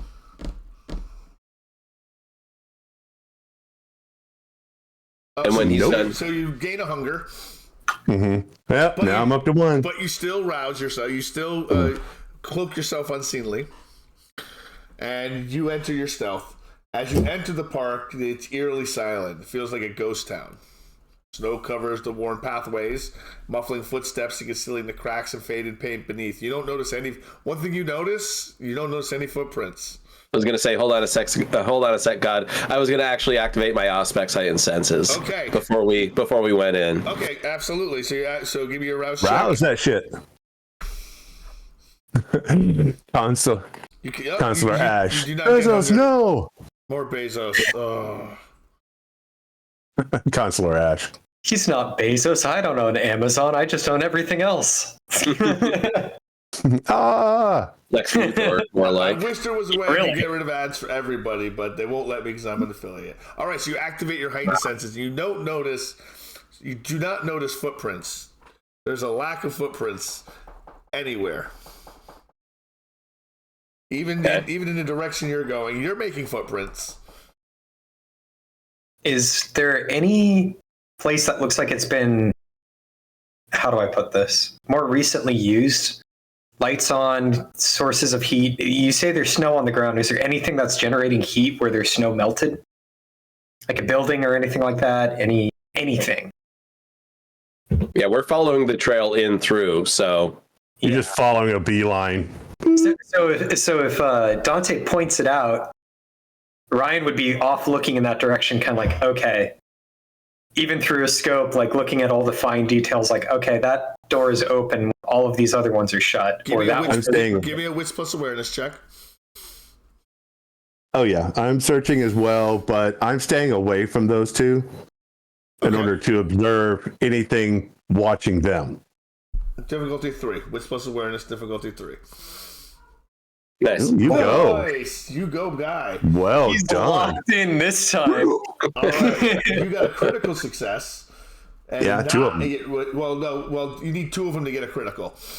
Yeah. So 2 counts as a crit. So that's 1, 2, 3, 4, 5, 6 successes. You notice, with almost immediately, housed within a massive glass dome structure, offers a strange contradictory glow. Warm golden light spills faintly through the frost-covered panes, giving the illusion of life inside. The condensation on the glass creates rivulets that freeze halfway down, forming crystalline patterns. There's somebody in the water park. Ryan will plug in and just go, there. Somebody's there. And he is pointing in the direction that eventually, when you do look up, it does lead toward the glass water park. The lights are on inside it, and it does lead toward it. Okay. Well, I'm going to go find another way in. If you want to go the main way in, or how do we want to cook this turkey? I've got an idea. And him saying that, he'll actually look up. You say this is a water amusement park. Are there any slides, where High vantage points. high vantage They're all points? inside. He's got it right. They're all inside the water park. It's an inside water park. Inside. Yes, they're all inside that glass enclosure. Is there any points on the outside, like scaffold? There's a Ferris wheel. I mean, you could climb up a Ferris wheel if you really wanted to. Let me check my. I don't think he's very confident on that one, but While toting the gun. yeah, especially while toting a gun. The A-frame to it, is the ladder still intact? Yeah, this is a well maintained amusement park. It's just closed for the winter. I see. So he'll kind of spy that. Yeah, there's. I mean, you could probably get up on if you climb, you could get up on a roller coaster or a jackhammer or one of these other like big swingy rides. Because what he's looking for right now is just a high vantage point he can actually climb up onto and look inside with the rifle. He wants to know, because obviously somebody's there. He wants to know exactly where they are. All right, give me another Wits plus awareness check. Yeah, what are our options? Oh, sorry. Go ahead. I was gonna say, what are our options for entrances? And I'm familiar with what you're inspired by for this, but because he also kind of wants to get a higher vantage point. Just be like, okay, I see a way in here, here, here, here, here. We can go in this way or do this. Since you're coming in from the inside of the park, it's the big glass enclosure, so you're not coming in from the front, the lodge section. So there's only one entrance from here, just the one park entrance. The one park entrance, yep. There is no side staff door, anything like that? No, that would be on the other side, the lodge side. Not even a broken window or yet. No, this place is well maintained. And that would take a little while to get around to the lodge. I don't think he really sees anything. I see it. You see a vantage point you can get up to, but you're going to have to climb to get up to it. You're going to have to make me a dexterity plus athletics check, difficulty 4. Yeah. Hey, Salvatore, you feel like doing a little reconnaissance since you can make yourself a little less than seen? Find a way inside? I'm moving around to the back. So I'm heading to the long way. Okay. So So the long way is back out the way you came. Mm-hmm. All right, are you trying to climb, Ryan? No. Okay. So Absolutely, because he has limits. He is not a Dexy or athletics guy. all right. So as you're going back around, it's exactly the same way you came back into the parking lot. There's a lodge. It looks like a hotel, like a woodsy lodge, and it's called the Wolf Lodge. Oh, geez, a Wolf Lodge? Oh my God! No. One of these places. I know the Wolf Lodge. Okay. Yeah, those in Wisconsin and all that too. So, yeah, work my way to the lodge and see if I can find my way through to the dome. When you get into the door's open. Door's ajar, actually, not open, ajar. The outside door? The outside door is ajar. I'll message back and it says, the lodge door is ajar. The large door be ajar. is ajar. No, I'll just say it once. I'll just be funny. That's how. Very careful. How can a door be ajar? Oh, wait. Inflection, Salvatore, inflection. All right. You make your way in there. I'll make my way in this side. We'll see whoever's in here. Hopefully I spot them with my senses before they spot me. And I'll actually carefully peeking, and I'll work my way in. Okay. I'll join Dante on that one. How much light are we seeing? You said we're seeing it out the windows, Yeah, right? the It's lights are all.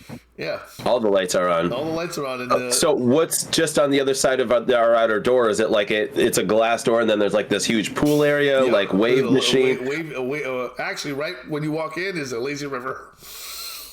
So do I see anybody within that area inside that door there? Give me a Wits plus awareness check. I was going to say, +1 with my heightened senses? Plus with your heightened senses, yep. Which gives you exactly how much? What'd you say, wits plus Is awareness? it one per dot of aspects, or is it multiple? I think it might be multiple. I gotta double check. There's so many powers in this book. Yeah. Oh, yeah. And they do it so differently in this edition. They do. I'm so familiar with older editions. That Dante No Senses. awareness. What's supposed to resolve? I'm thinking, all right, no problem. I just activate. Okay, there goes one blood point. So add your I'm aspects going. to the perception. Nice. Should I make one as well since I'm with him? Yes, you both get to make Okay, one. so it's at 1 for the aspects. Add 1 for the aspects. Okay, so wits plus perception, or wits plus awareness. You said. Yep, wits plus awareness. All right. Nice. Nicely done. Well, now And less nice. That's nice. But you got it. So you notice when you look in, you see a woman in a bikini just floating down the lazy river. And then you see a Is man. the trail following her? No, the trail's not following her. You see a man come down the water slide fast, like grease lightning fast, down the water slide. And the trail's not leading to him.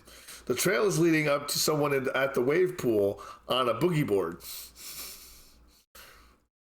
You see at least 2 other people standing under giant buckets getting flooded with water. Well, Are these vampires who broke into a summer retreat lodge to come dick around in a water park? For real? Like, so if there's 5 of them and there's 3 of us, that doesn't work out anyway good in a violent encounter. It doesn't matter who they are.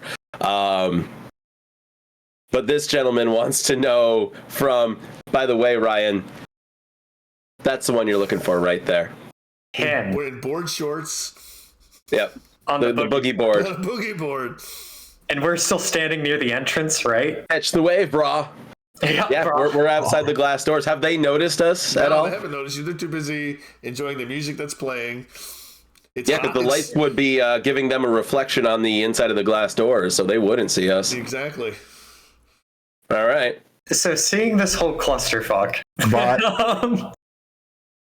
and remembering what Salvatore said, he'll just kind of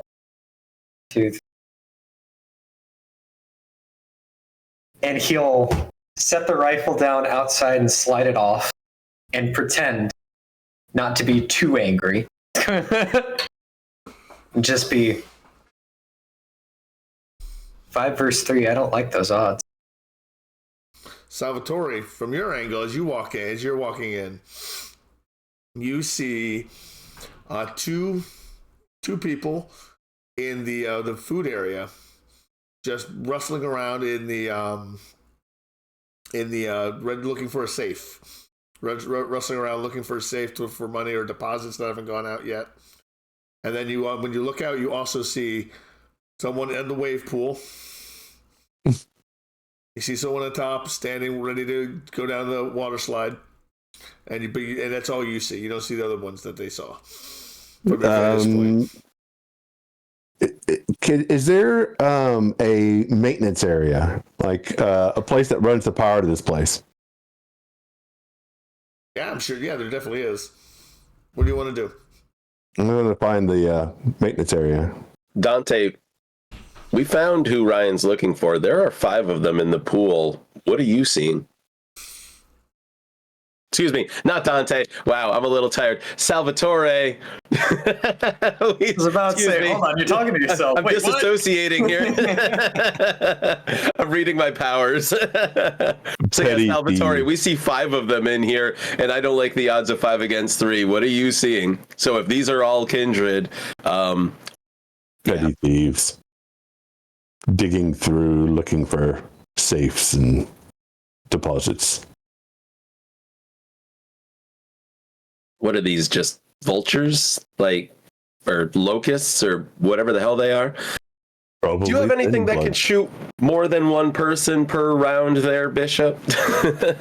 Oh, yes. I mean, we have the element of surprise. We don't know who they are, but you do know the person you're looking for has come all the way out here from, what, Wyoming, Colorado, wherever you were hunting? Montana. Montana. There you go. The neighborhood. And the person you're looking for is right there. So how do we want to ask these questions? Do we want Why to don't you just ask the question? Go introduce yourself. I do have to agree with Salvatore here because I don't know if these people are breathing or not. But first and foremost, how far away are these people? How far away is he? Is he on the boogie board? Is on he? the boogie board? He's an elevated position. He's elevated. No, I mean no. Literally, the wave pool Elevated position, about 150 meters. Exactly. Yeah. 150 meters. Elevated position. Moving. Yeah, we're going through the checklist here. You have to go through. You have to fire through the glass. It's probably ballistic level glass. Then let me just ask this: can I see the boogie board he's on? Can I just see it? You can try to shoot the boogie board if you want. I was gonna say, can I crack the door open? Can I pull those doors apart, quietly? You can try. Can Ryan just see Fucking the boogie board he's on? Storytellers every time. You can try. Because he'll activate Far Reach and just flick the board out from under him. Don't you have to do? Right, don't you have to make another drought? I think I have to make a resolve. Was it resolve?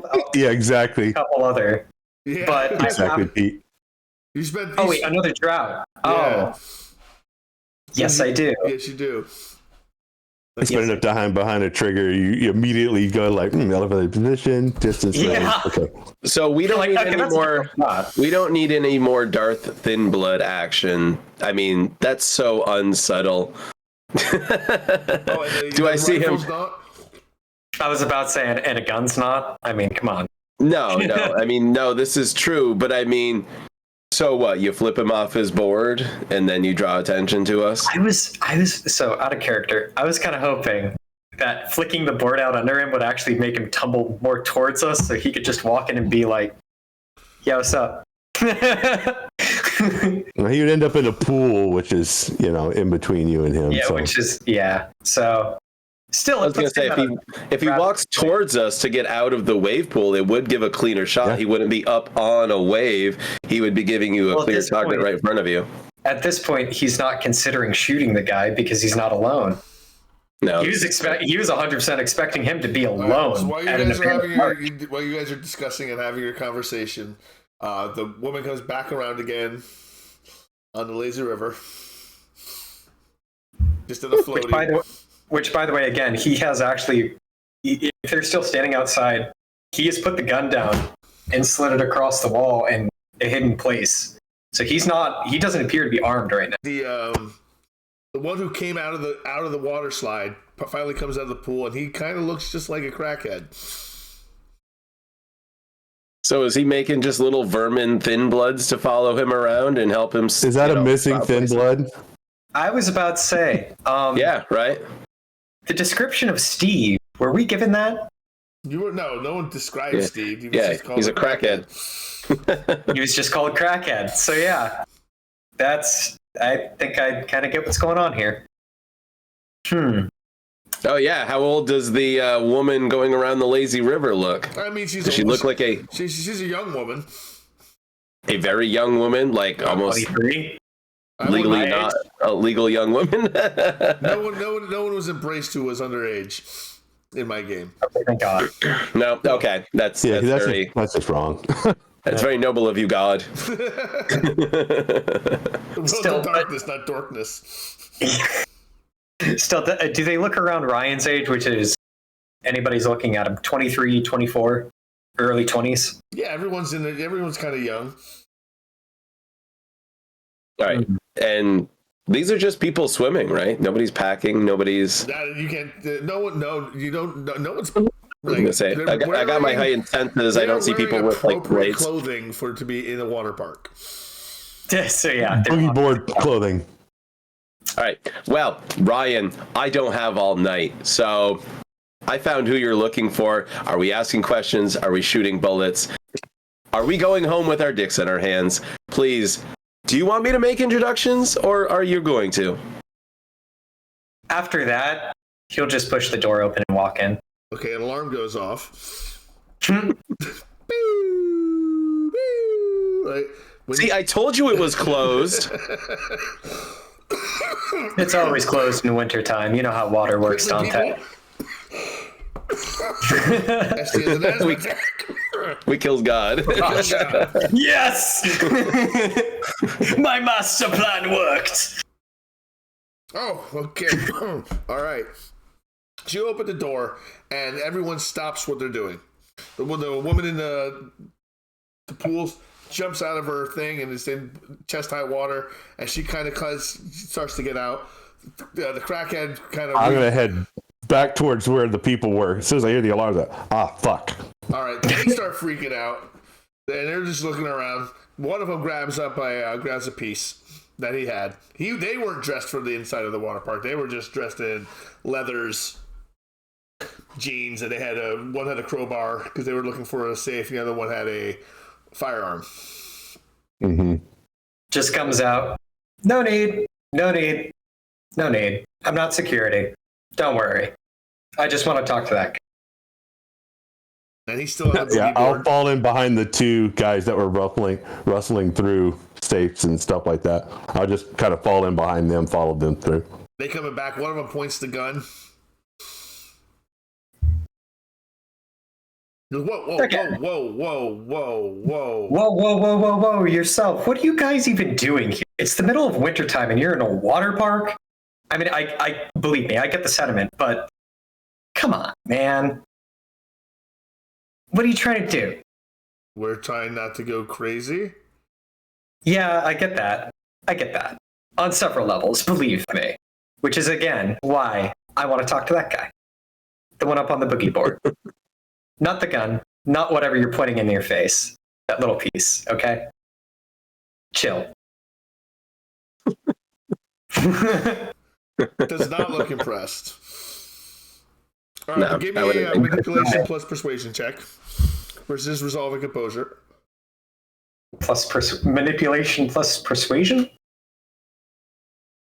Yes, manipulation plus persuasion.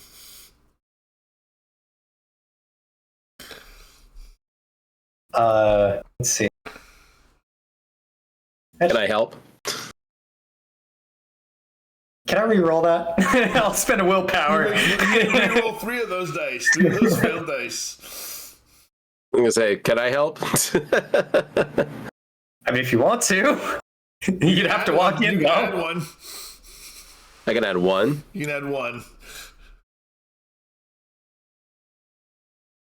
No, you don't. Okay, still not enough. Yeah. Okay. Well, versus he's usually a lot better at this, but he's a little pissed. All right. So yes. So you come off. He's just like he kind of laugh at you a little bit, but he pulls the weapon down. But they do kind of laugh at you. Take 1 superficial willpower damage from the mocking laughter that they give you. That's fair. That's a damage to your ego. He's also very much laughing at them.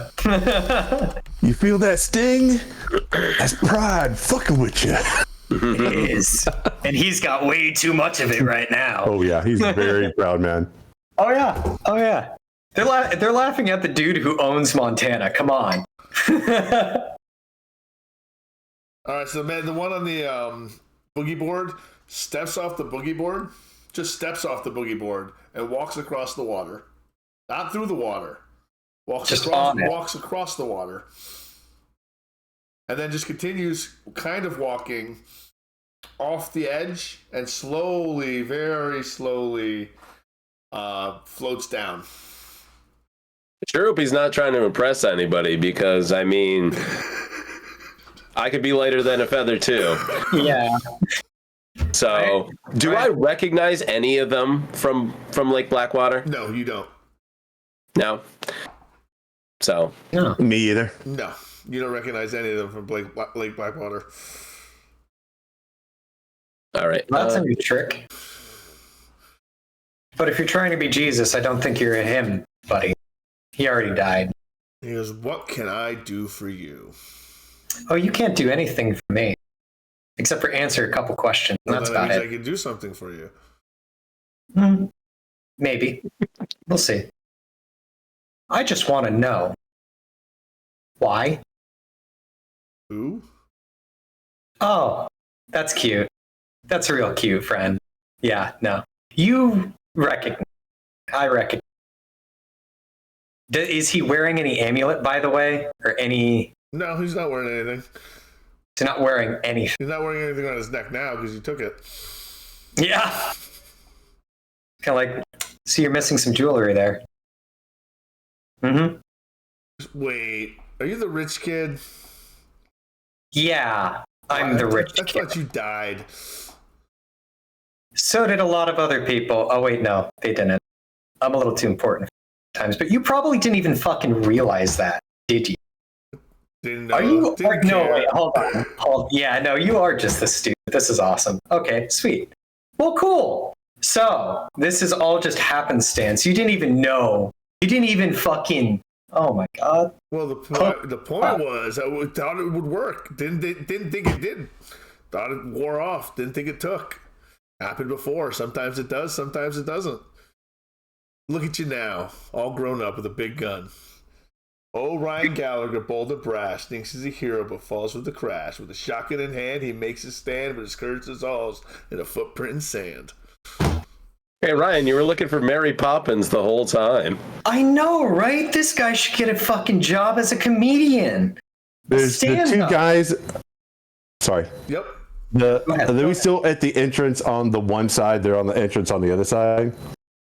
The goons that were looking through the safes and stuff. Mm-hmm. They haven't really gone in, or where are they at? They haven't really moved yet. No one's actually made any kind of like threatening movements yet at all, except they did lower their weapons. They're kind of listening in, kind of bemused. They're kind of not really blocking the exit. Mm-hmm. I'm like creeping on them. Smelling their hair. You're staying unseen, no, correct? I'm staying unseen. It's just like, which one do I want to glom onto? Which one do I want to cut, kind of thing. Got games on your phone?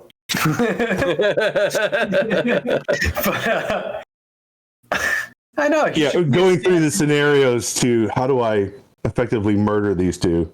Do I bite this one and slash this one? Or do I get this one and slash that one? Kind of just like, how do I do this? Right. So he speaks and he goes, Steve, Delilah, you're from here. What should we do? Ears perk. Like, Steve and Delilah. Well then. Seems some people are looking for you. Oh yeah. I guess we found them. Hey guys. So, well then. Some things. So can I, with my heightened senses, like, so they're thin bloods, yes. right? Thin bloods still have a heartbeat.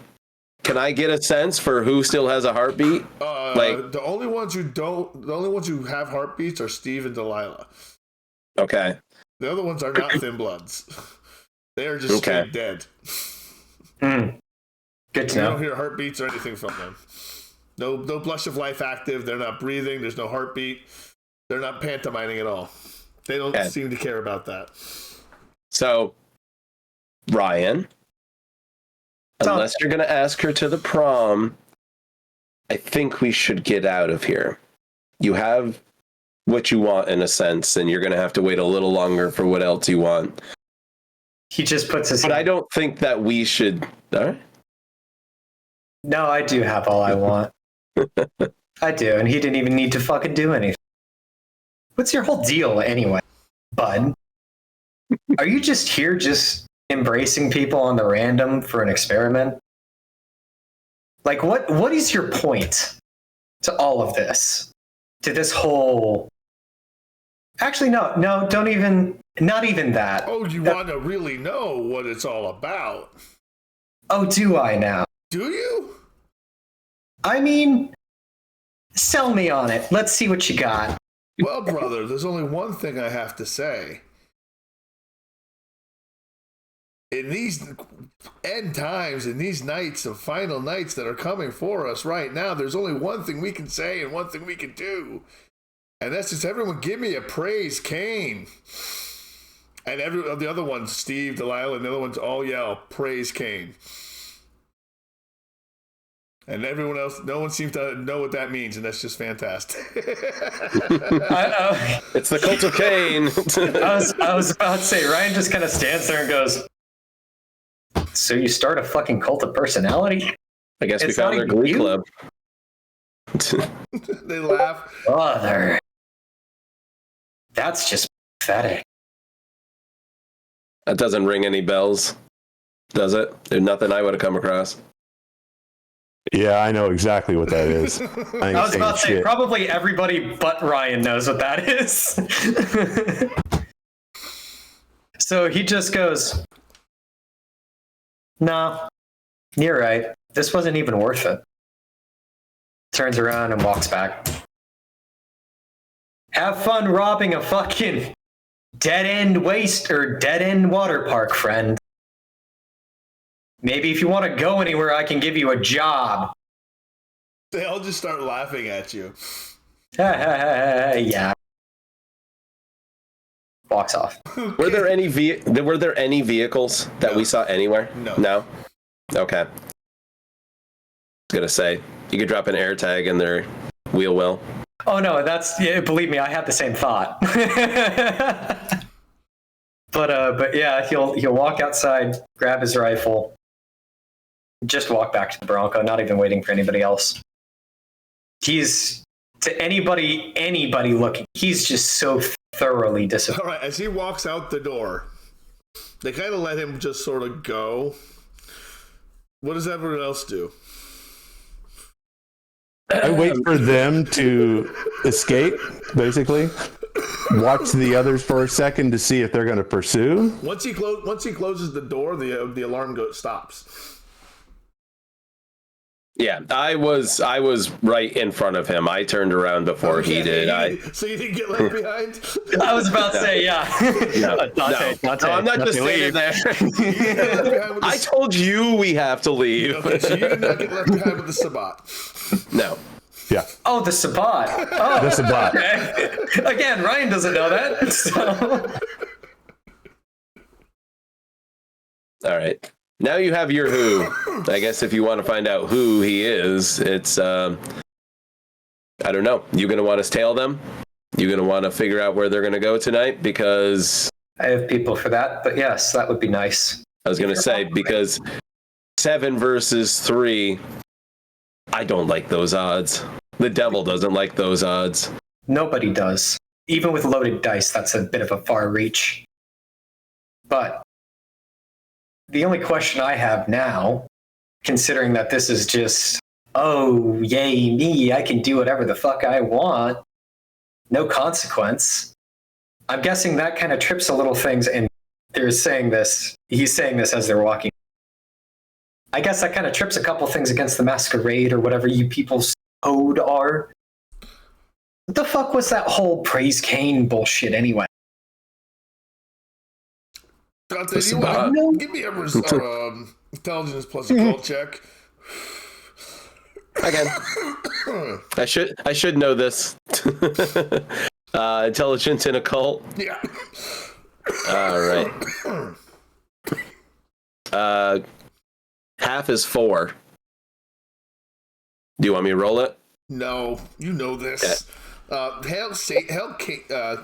Praise Cain might as well be Hail Satan with teeth to you. Yeah. It's the rallying cry of the Sabat when they're like a disaster.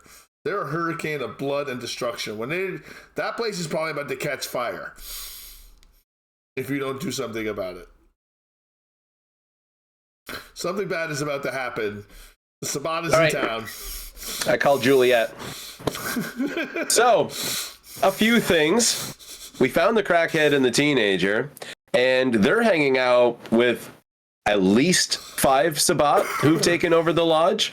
They're in the fucking wave pool right now. Ryan found who he was looking for, so there's that.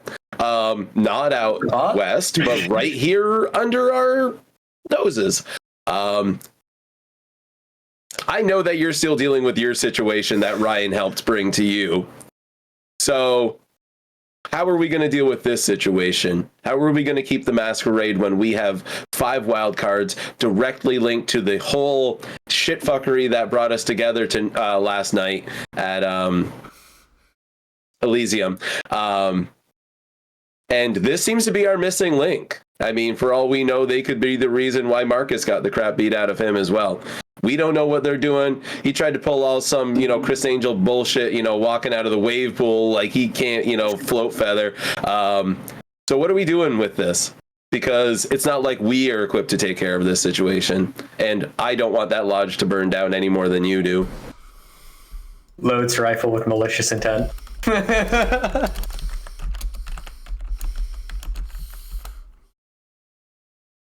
All right, she stopped. You can hear her brain process for a second.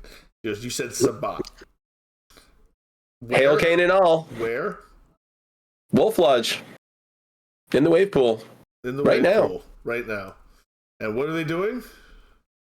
Dicking around as best Sabat do before they break out the lighters and the bottles of alcohol and the guns and yeah. And can you stop them? Can we stop them? Can you be a road bump? I'd rather not be a road bump for 5 Sabat with thin blood and a creepy crawler who still in there. I'm sorry. I'm just imagining all of this, hearing one end of the conversation, going like, "The fuck are you guys talking about?" Did these guys have vehicles that they pulled up in that are parked outside? No. And remember, you didn't notice any footprints. No footprints. That means they've been holed up in there. Or they're in the sewer. There isn't a consistent sewer where we're talking about, though. No, this isn't part of the sewer network. This is a mountainous retreat. It's not the main There's city. still got to be another way in, I'm guessing. And by the way, if Ryan's only hearing one side of this conversation and is basically, she just gave you a green light to open fire, and now that he knows, okay, this isn't against the masquerade. Okay, Yeah. Well, he's finding an elevated position and lighting the fuck up. so my cogs are turning too. So Ryan, you brought the thing. I guess might as well make use of it. Do you feel like being a speed bump tonight? You haven't hung up the phone, have you? No, Okay. no. I want to keep Julia abreast of what exactly she asked for. So, yeah, where can you take a shot from to get any of them before they get to any of us? There, and he'll point up to the positions he scoped out before, unless there's a better one.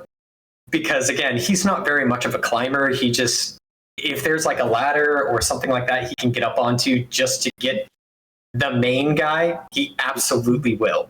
Roller coasters have access stairways. They have little gangplanks that you can walk along, even up to the top of them. Oh, yeah. Mm-hmm. I just want the Dex Plus Athletics because of the conditions. Oh, that's right. It is cold and icy out. Yeah. Well, in that case, he'll look for something that's easily accessible like that. I mean, again, he's just looking for a higher position that's... Yeah. Just give me a Dex Plus Athletics check. Difficulty 3. I only have a dice pool of 2. You are not athletic. Oh, No, my. he's a little athletic. He has 1 dex. Oh, my. He's composed. He's manipulative. He's not dexterous. All right. All right. Well, you can get 2 critical successes. It's happened. If not, I'll burn a willpower. You can try. I'll... All right. Since you are so undexterous and you're carrying such a heavy weapon, you just cannot make it up these icy steps whatsoever. And if you do, it's going to be a danger to you, and you might be the first vampire to break their neck to death. He just comes back over. You're Man, I can't. going to have to take the shot from the ground. Okay, is there a way from the ground or any other position that he can get to? That Well, I would think if he went to maximum effective range, if there is a clear line of sight, lay See, prone.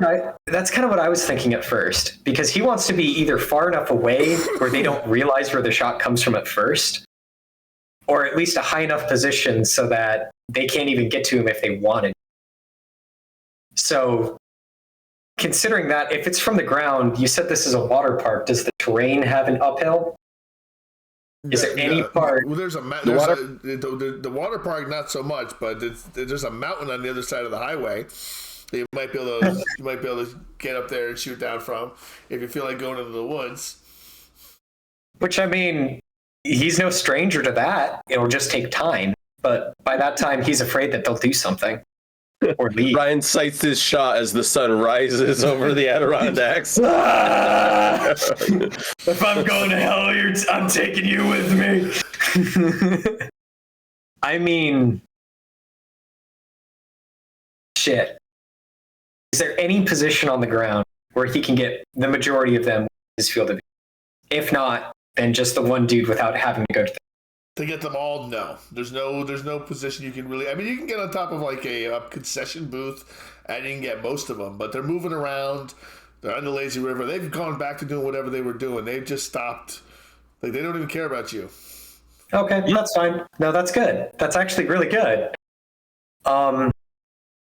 He'll try to find something like a concession, because considering the information of, hey, they're going to burn this place to the ground and then scatter, he doesn't want them to leave. Give me an intelligence plus firearms test.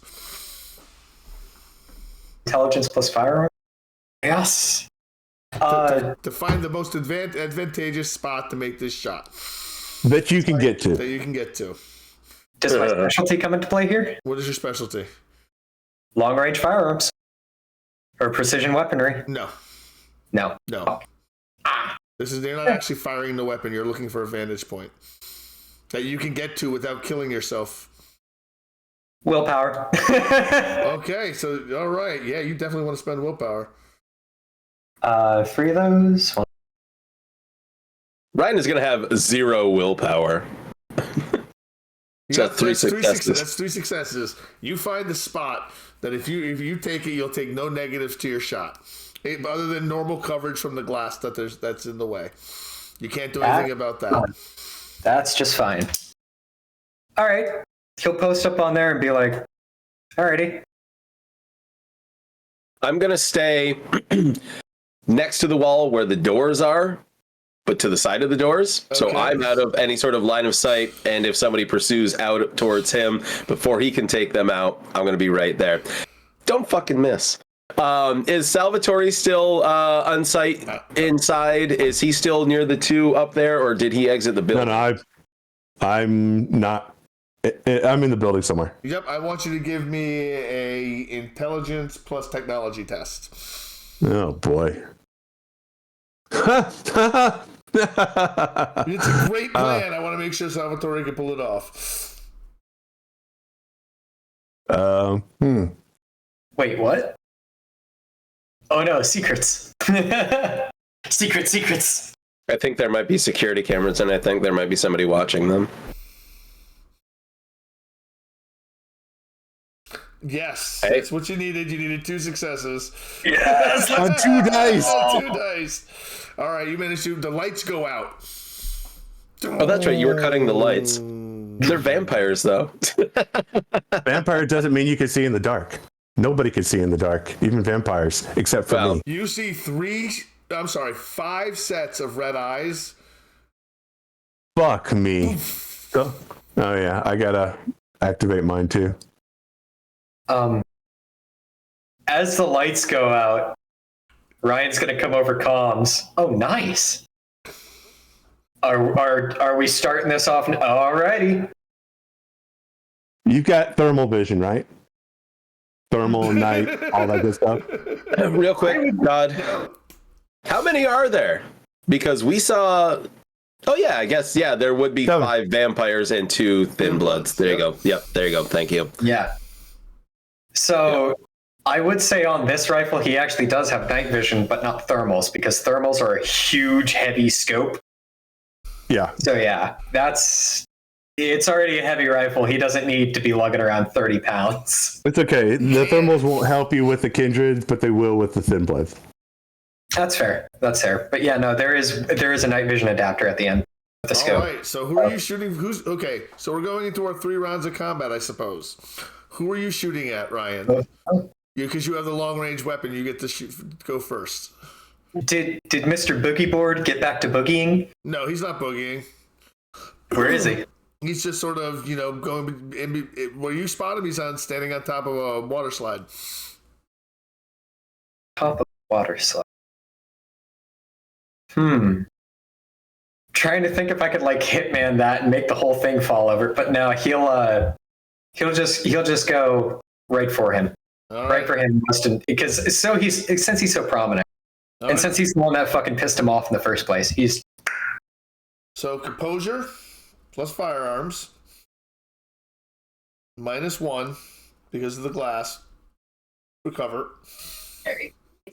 Specialty apply. Long range weapon, precision weapon. Yep. Sweet. Mm-hmm. Cancel that out.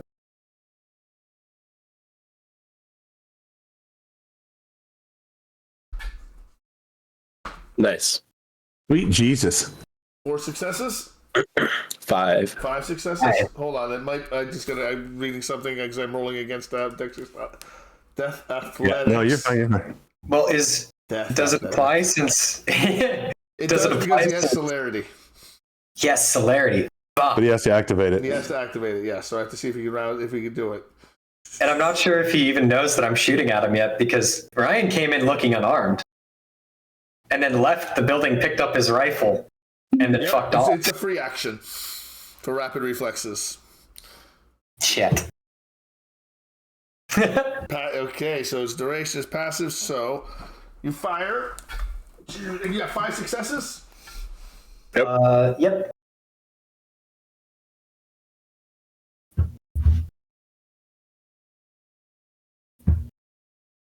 right. So what? It's a +3 damage to the weapon, and with a margin of 2, so you do 5 superficial damage, which is halved.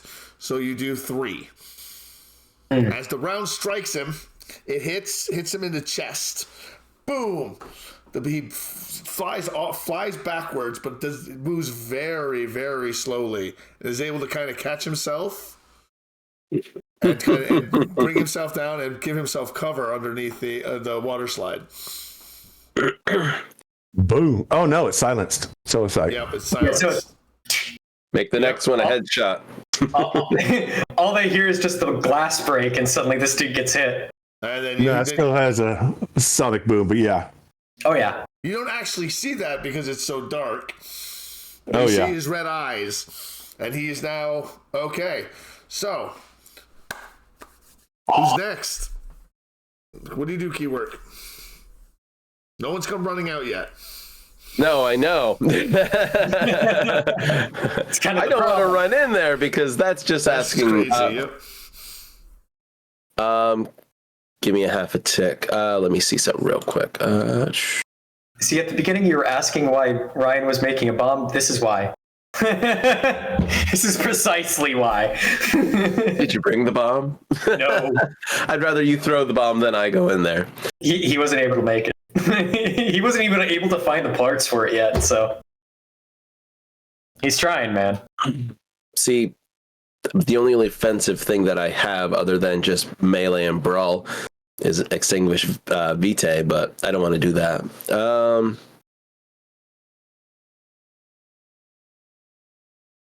Actually, Brian, what exactly are we trying to accomplish here? Are you just pissed off at them? I know we're trying to be a speed bump, whatever that means, but if they're going to stay in there, I mean, listen, if they have the advantage if they're in there. They do. Didn't your superiors say that they're gotta go? Gotta go. Yeah, that's more or less what she said, but it's not going to happen so much with that rifle. And again, it's not going to happen with me going in there like this. All I have is that knife you gave me. That's all I have. If they want a speed bump, we can be a speed bump. All right, so Well, Salvatore, what are you doing?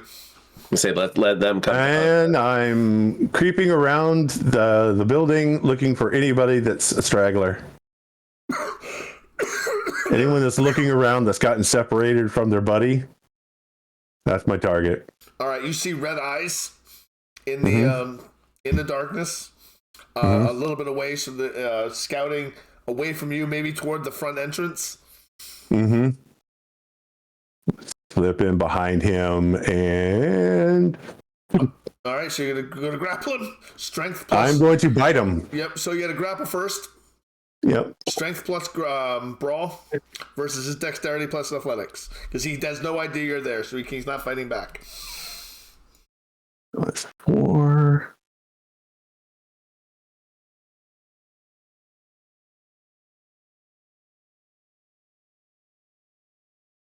And I've got a specialization in grappling.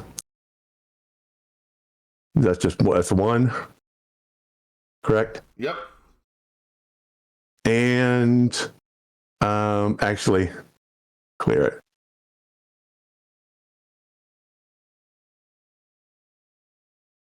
I'm going to activate my potence too. Ooh.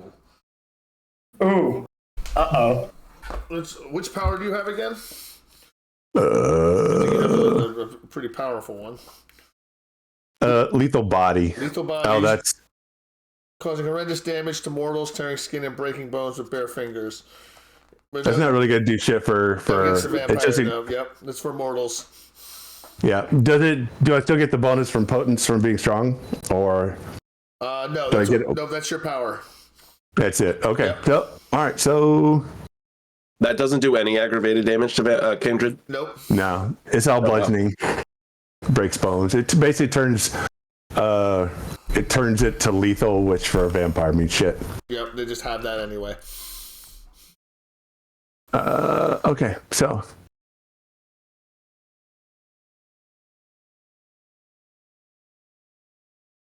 and roll. Ooh, nice. 1, 2, 3, 4 successes. Nice. Ha, chump. All right, so you grapple him. You manage to grab the body. On the next turn, you will be able to bite. Okay. All right, so you have control of the grapple currently. All right, so their turn. One of their turns anyway. The guy who's grappled is grappled. He doesn't get to go. The one you shot. Mm-hmm. The one you shot pushes himself under, grabbing more cover, diving underneath the table to where his clothes are. Yep. And he grabs up a weapon. He grabs up a firearm. All right, the other ones, some of them start coming toward the door. So 3 sets of red eyes come flying toward the door. Have any of them exited the door yet? No one has made it to the door yet. Okay. I'm still outside. When they exit the door, so I'm assuming it's going to be Ryan's turn next. Yeah. Well, no, because you still haven't gone yet. I just moved to Salvatore because you were so busy talking. So can I ready action? Is that a thing in World of Darkness? Yeah, I guess. Like I was gonna say I have the blade that he gave me, and I'm gonna ready action for when they do exit the door to pursue him. I'm gonna grab whomever comes out last. All right, so give me a dexterity plus stealth check just to kind of like position yourself properly. So if you position your process, it's dexterity 2 difficulty. If you position yourself properly, you'll get a +1 to your next action. Okay. You're I am just maneuvering outside into the door. position. There we go. 2 successes. Oh, All right, nice. there you go. So you maneuver into position. All right. Yep. So Ryan, what are you gonna do now? Seeing the 3 sets come after Yep. and nearing Dante's position, which one looks last in the line? The one that's last in line. Yeah, the one who looks like he's gonna exit through last. Yes, the one that's like he's not your guy. You're looking for a description. No, not any description. I just You're just looking for a target, for another target because that not the first one. go for cover. Yeah, not the first one's coming through. They got to file through one at a time to get to the door. Yeah, I think you take the first one. I was about to say if they're all lined up in that case. Yep. He'll just try to hit them all because he's got a big enough rifle to go, okay, 1, 2, 3, 4. You know? So he'll take another round. All right, so you're firing at the first one. All right. Versus Don't fire till you see the reds of their eyes. Oh yeah, no, he sees those red eyes and goes, oh, that's a nice little Target.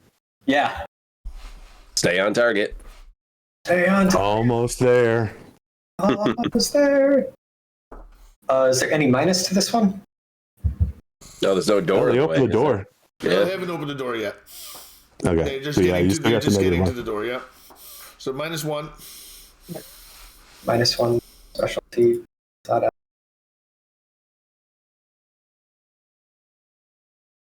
3 successes. I thought it was 4.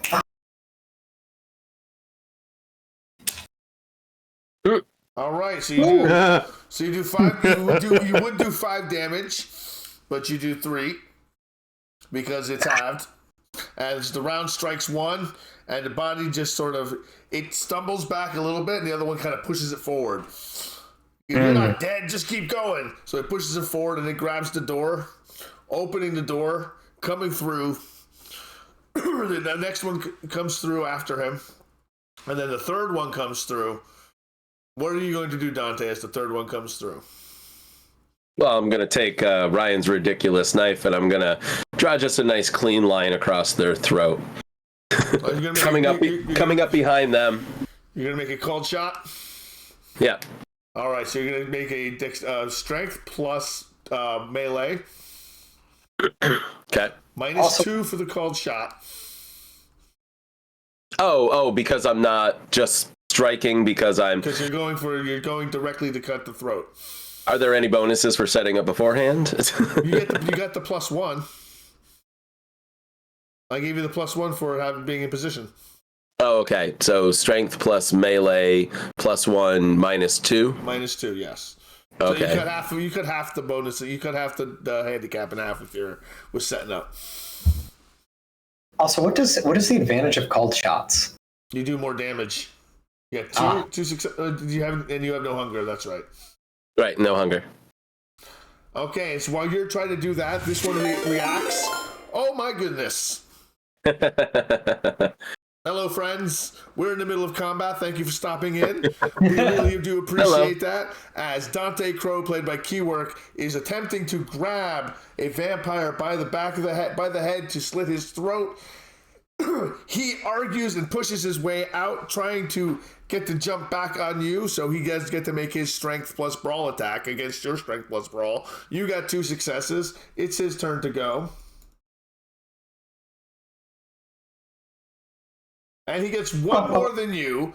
So as you go to slit his throat, he turns and he just headbutts you right in the face, doing 1 superficial damage to you. You can't have 1 superficial damage, so you take 1 superficial damage as he smashes his face into your nose. Your vision blinks out just for a second. Hello, Haggard. What's up, Haggard? Hey, Haggard. It's Cubby the Whale. It's Cubby the Whale, Oh everybody. no, not again. Ooh. All right, retire lever Bravo. Your turn. Jump. All right, so you're going to bite down. You make a strength plus brawl, and you get a +2. When you bite, you automatically do 2 aggravated damage. You're going to drink.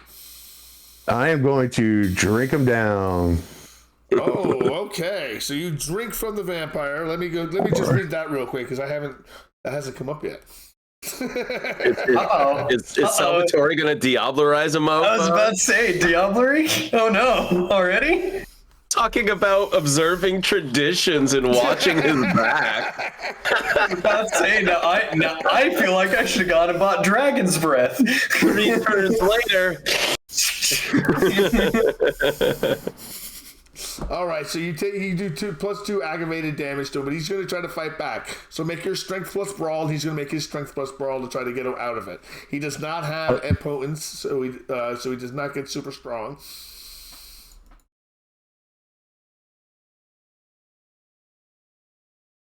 Three successes for you. Mm-hmm. Oh, you no. failed hard. Visual failure. All right. So he gets a stain.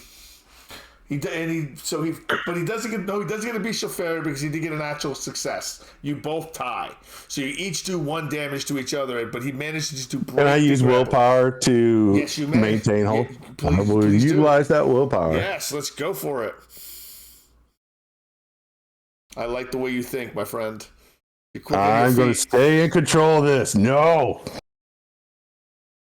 Reroll 3 dice. Okay, so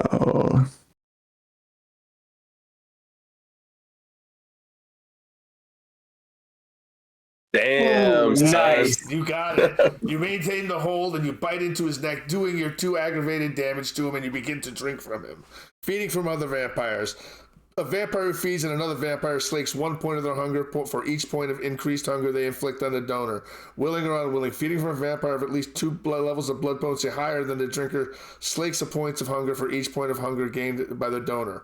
Conversely, feeding from a vampire of at least 2 levels, so this doesn't matter. So you're gonna need to feed for 1 turn. Hold on, sip from a human. 3 turns. To take hunger away from you. You don't have any hunger right now, do you? Though I don't have any. So you're just drinking the drink. Yeah, drinking the drink. All right. I'm drinking to basically burn him down so I can finish him. All right. So that'd be 5. I'm not going to drink him dry. I'm going to drink him close to dry and then slit his throat because I got to maintain the traditions. Okay, fantastic. All right. So bite Gotta attacks. toe that line. Way to toe that line, exactly. All right, so I'm just reading anything else about the bite because that's a new treat bite attack. So it's creatures with regular attacks. So you did aggravated damage. Weak. Nice. Weak and weak. Okay, so the other 2 that came out the door. Yep. Yes, I saw it. I will also, as I've got him, I'm kind of like dragging him into a corner, a dark corner, and just kind of Quiet. All right. So the other 2 that came down on that came out the door, they actually turned on you, Keywork, and fun. One of them swings a chain at you. Ooh. You may make a dexterity plus athletics -1 to dodge it. Fun. That's wonderful. Thank you, Ryan. I'm living for today. Unliving for today. Now I don't get any sort of help from my heightened senses, do I? For like detecting where it's coming? No, it's none of that. More because your senses are heightened. Okay. What? That's it? That's all I got, man. I don't have any. Got one die. Oh God. Adverts. Oh my God. Oh my 1, God. 2, 3, 4, 5. So 5 plus 1, so it does 6 damage, but it's halved. So you take 3, another 3 superficial, as a chain just slams into the side of your head. How much health do you have left? 1. One, I guess. Oh my God! Really? Oh, that's right. Because you already took. No, so you're taking 4. No, wait. No, I took 1 early. How many health should I have? I started with 5, I believe, on the sheet. Because I don't know how many I was supposed to start with. What's your stamina? Stamina is 1. 4 health is what you should start with. So you are subdued right now. You were Fun. knocked out. Okay, so you fall down. All right, you fall down. Fucking A, Ryan. Fucking A, Ryan is right. You were the one that stayed there, but okay. All Is there right. anything he could do with like blood potency Yes, to absolutely. basically heal himself? You can rouse, and you can try to rouse and heal and heal some wounds. Okay. So make a rouse check. Thank you, Salvatore. Yes. I'm sorry, I I got forgot you. to tell you. Nope, I can't. No. I'm hungry. No, that just means you get hungry. I get hungry, yeah. But you still heal too. Okay. Okay, so you are no longer subdued. Also, Right. hey, you were the one that said, "Hey, you brought it, might as well use it." So he did. Well, I figured you might have, brought something might be a little bit more effective and less flashy. You might want to go for their knees. Okay, Or that's something the next thing debilitating. he's gonna go. Yeah. the other one tries to punch you. Salvatore, you get not Salvatore. Keyword. I mean Dante. He tries to punch Dante. So but they're not very skilled at it. But they still have 4 hunger dice. But that's all they get to roll. And God, Yes. since I allocated points, can I reallocate one of those points from survival back to athletics so I have more than a single dice pool for Yes, you may. dodging? You may. Please, thank you. You may. Thank you, God. God in this situation. Thank you. All right. So it's still a -1 then? Yes. No, it's a -2 actually at this point because multiple people have attacked you. Jesus Christ. Thanks, God. Well, in that case, here's my 1 die. All right. So you take 1 superficial damage. Yay. It's not halved, so you just take 1 as you take another punch to the face. So currently, what we are seeing is Ryan Gallagher is firing from a concession stand into the water park. Way off. The Wolf Lodge. Into the Wolf Lodge. He's shooting into the indoor water park from the outside, which has drawn 3 other vampires to come rushing out the door, where Dante was waiting valiantly to grab the last one who ran out and to slit his throat. Unfortunately, things went poorly, and he took a headbutt to the head, and then a chain to the face, and then a punch to the face, and is looking poor. Well, Salvatore has grabbed one of the other vampires and dragged him off to a corner where he's drinking him dry. While this is going on, we are at where we cut it. Salvatore has drained the body, thrown it to the ground after slitting its throat. I make sure I lick the wound. Oh, it's nice and closed, and then make sure. Looks like a pour. Oh yeah, we got it. It can't break the masquerade. Close the wound. As Ryan keeps firing, Ryan Gallagher keeps firing into the Wolf Lodge, trying to hit. What do you keep doing? Well, we're wrapping this portion of it up real quick.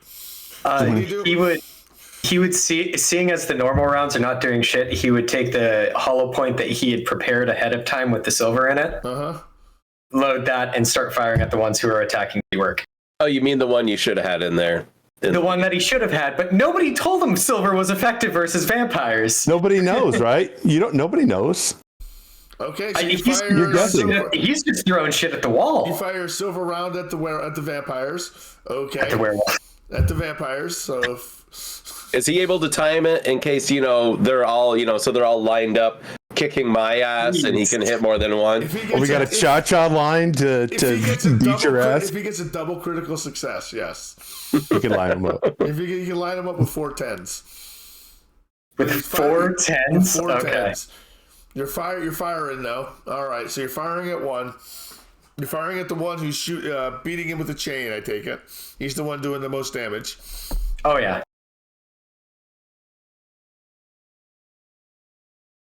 Uh-oh. What happened? It just keeps rolling. Give it a minute. Just give it a second. Let me take a moment to thank the raid for coming in. We were in the midst of combat. Everyone, thank you for stopping in. Nerdwire, thank you for bringing your community in. We love you guys. I'm Commodore Zed. I'm your storyteller. It looks like our dice program has take shit to bed tonight. It'll be back shortly. Just give it a reset. Refresh it, Ryan. Refresh it. Yeah. Just refresh it, Bishop. See if that does it. Uh-oh. I think the site's actually. Yeah, I think the site's down. Mine won't refresh either. This happened in Werewolf. Just at least it's not me. Well, I was wrapping up anyway. All right. The bed came shat. The bed came shat. All right, so we're wrapping this up anyway because we were going.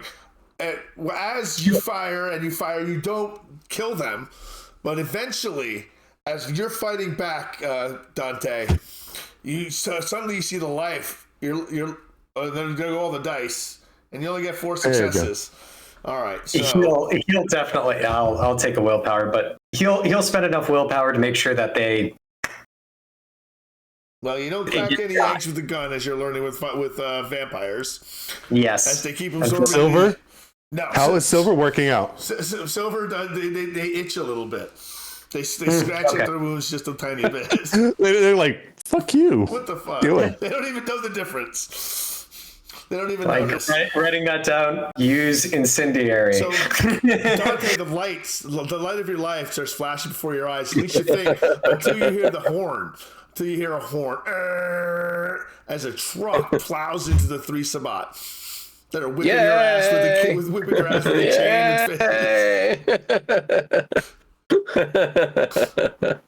and out pops Sebastian Winter wearing a Carhartt jacket, thick boots, jeans, his head shaved as usual. Just pops out. He goes, "Someone called about Sabbat."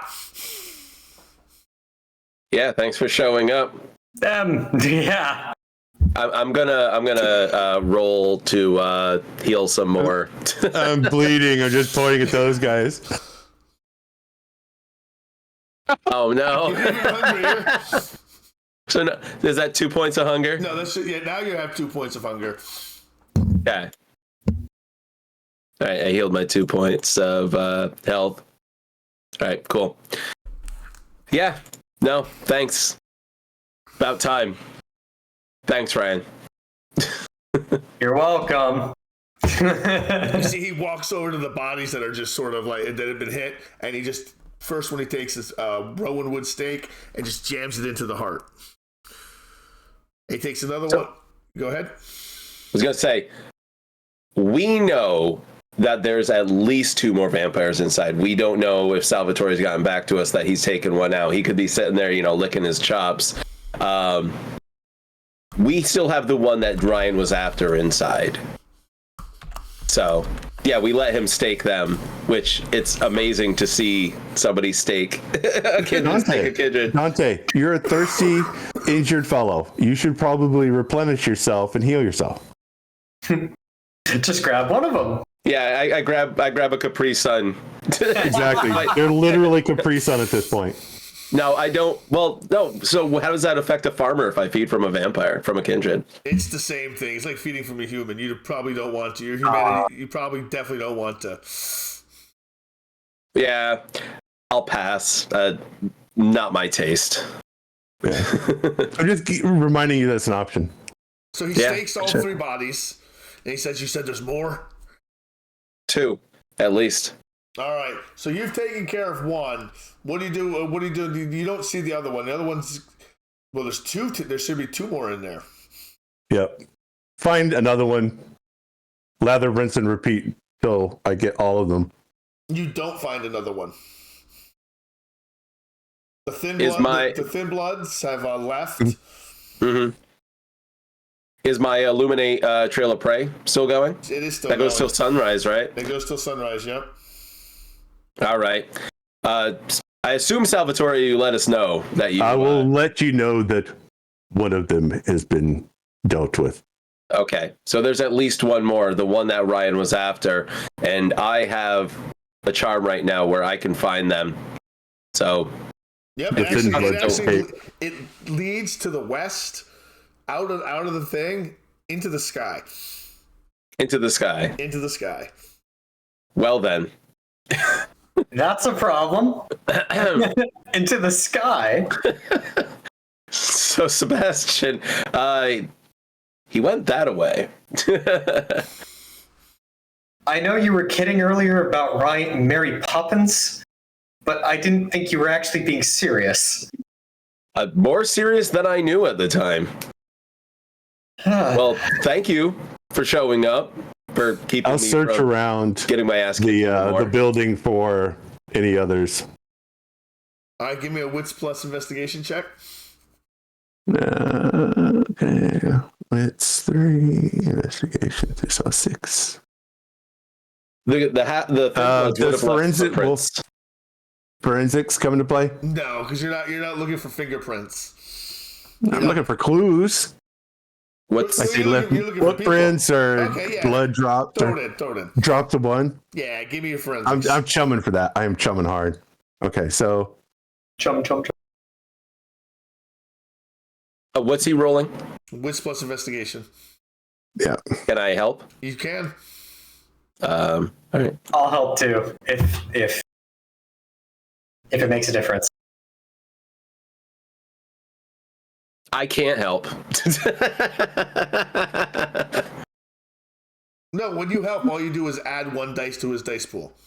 Oh, Okay. okay. Do you want me to just roll one then? No, don't roll anything. He rolls it. He adds another dice to his pool. Oh, okay. I got it. My bad. Plus 2 dice. Cannot read properties of what?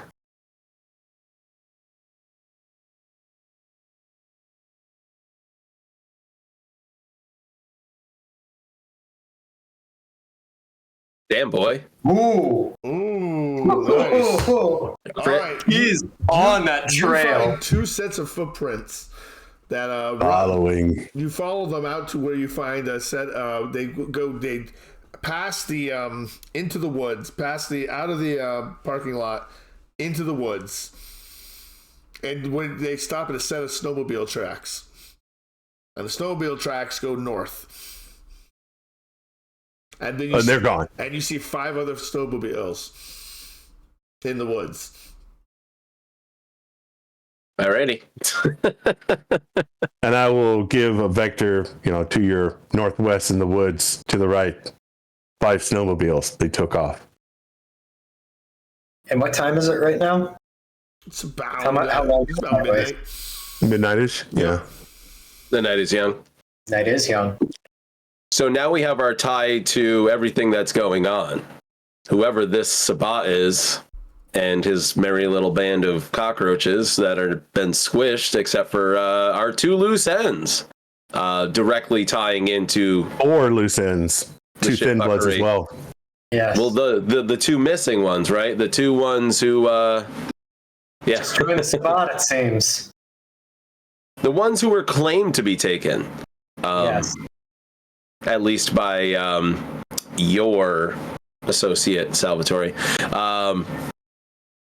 So, and the illuminated trail is going up some other way up into the sky, right? I imagine. Is it going the same direction? It shifts, it changes. It's as if he's moving pretty quickly in the air. In the air. Sweet, so he can fly. I got to learn that trick too. Ryan wouldn't happen to have a stinger in the back of his truck, would he? He's got a VTOL. I mean, Tony Stark here. Who knows? not in this truck, but he conveniently forgot that.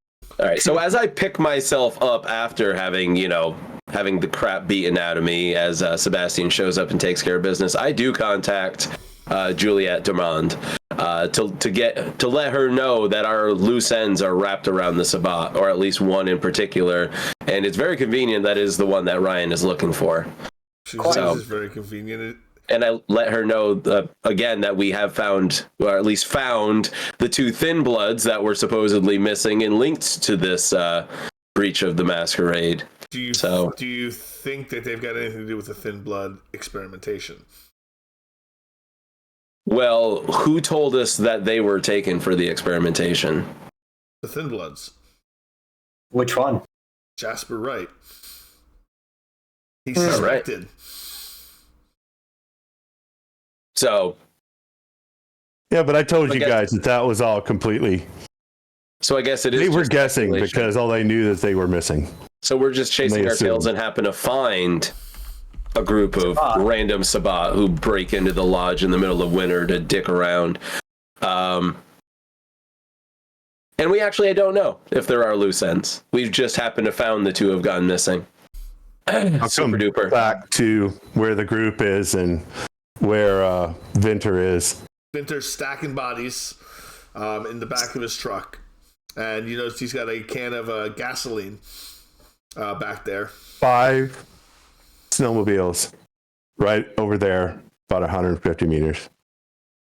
2 of them got away.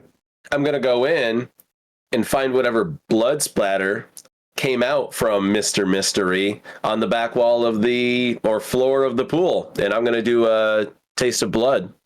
You know that vampires don't bleed unless they want to. They don't blood spatter when they get shot. Even with tissue? They don't have circulatory. There's no circulatory system. Their blood's like in their stomach.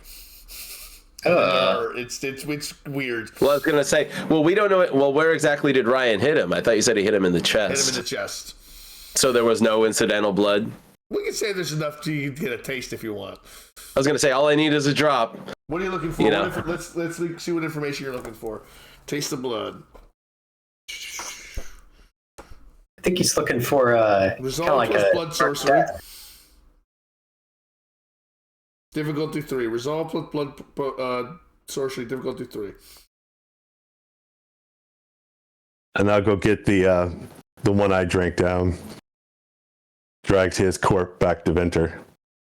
There's resolve. Okay. Resolve plus blood sorcery. Okay. Get him. Get him.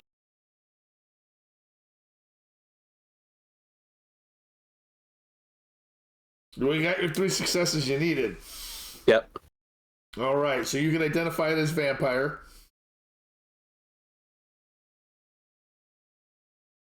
Do the relative blood potency and likely generation of the band. So it's he's likely of the 16th generation, blood potency 1. Has he ever committed? You don't know if he's committed diablo because you didn't get a critical win. So that's pretty much everything you get from it. All I determined was that he is a bottom of the barrel childer and he's a vampire. Who can apparently fly. Who can evidently fly. And apparently I am actually a 17th generation, which I don't know how that fucking works. In blood. Yeah. Well, I mean, we know we can find him whenever we want. What about wherever he might be? But without his little merry band there, who's to say he isn't gonna flit off back out west? If he goes back out west, I've got people that can take care of him. Sebastian says, how do you know? He looks to you. How do you know him? He doesn't. He was looking to talk to him. He's the one who turned him, and he's the whole reason he's out here. Sebastian turns and looks at you. Puts his hand on your shoulder and sort of pushes you up against the wall of the, and you don't seem to be able to stop him. It's like he's like a snowplow. Try to pick up the body and put it with the others. The one that I got. And he pushes you up against the wall and kind of just holds you there. It's very violating the way he's doing it as well. It's not very nice. He's not very nice. He goes, "How do you know this individual?" Wait, is he doing? No, he's doing it to you. To me. Do it to you. To Ryan. How do I know him? Yes. The thin blood. Yes. How do you know the Sabbat? I woke up like this. What does came like this here. mean? Be clear. You can see he's very riled. Venter. Kindred. My apologies. Venter. Barely. I woke up Kindred with a small bit of whatever the fuck he had on him. I came out here. I was directed out here to Miss Dormont. Miss Dormont directed me to Crow. Crow just found this guy using magic. That's Venter. all I know. Please. Peace. Venter. That's all The kindred that the boss of these guys is his sire led it to him to confront him. He's one of us now.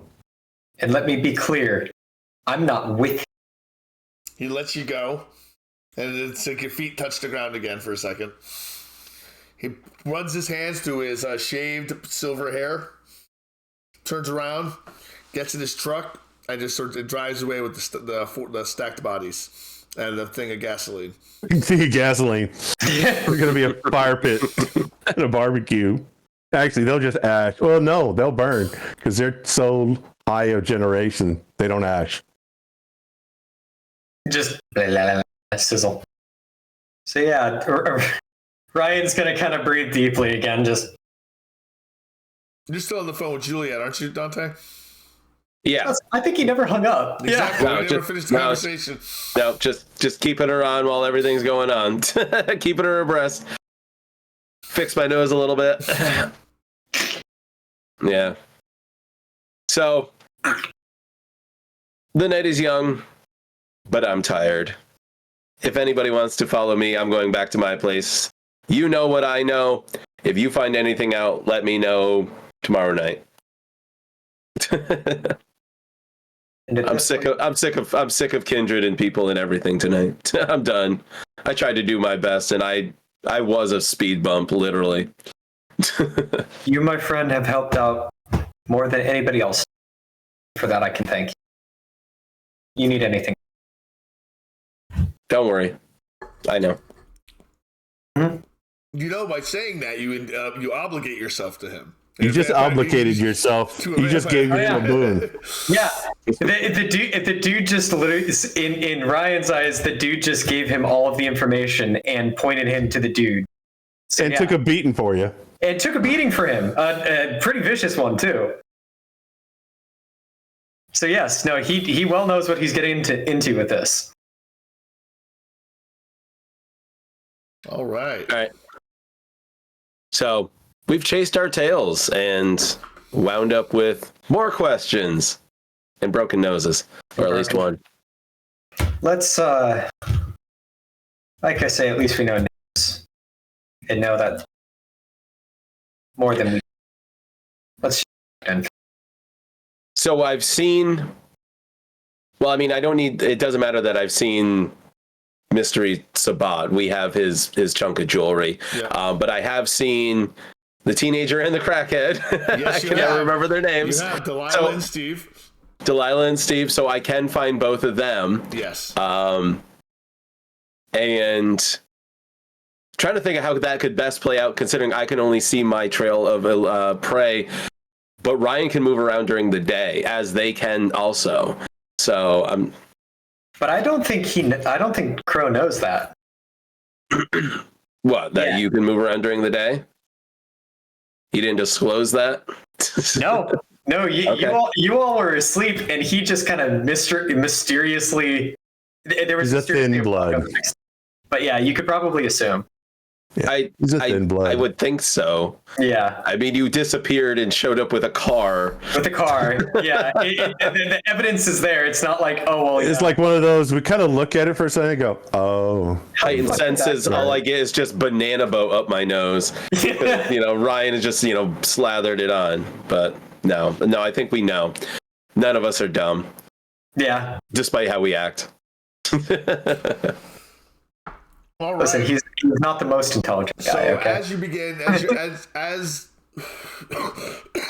begin to wrap up here, it begins to snow. So the snow begins to fall. It's a nice night. It's midnight. The moon is bright.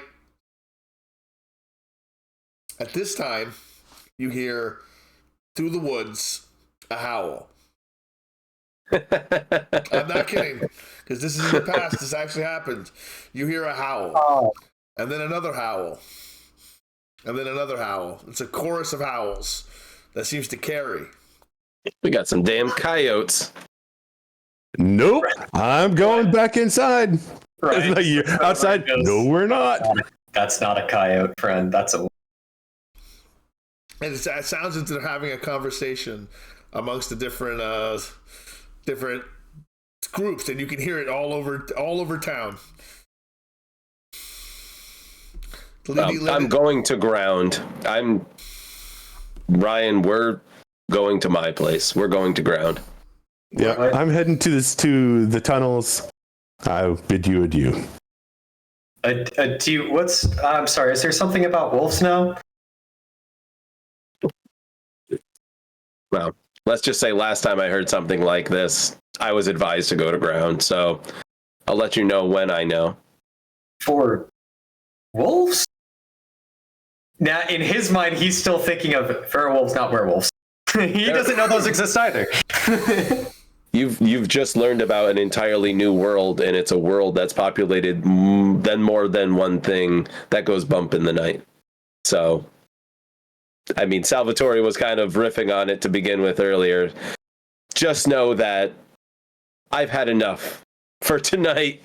That's fair. Let's go. Whatever it is, even if I didn't have an idea, I don't want to find out tonight. Let's go. Yeah. In that case, so I need to go to my haven where I can rest and not die. Feed the next day or night or whatever. Then All right. So at this point, it's just about 12:30, which is where I want to cut it so we can do post game wrap up. I had a blast tonight, guys. Thank you. You did good. You did real good. It's fun. I hope everyone else did really good as well. So I'm glad everyone's hope having you did a good okay. time. Yeah. No, you guys are doing fantastic. So what I like to do I felt bad. I felt so bad for key work.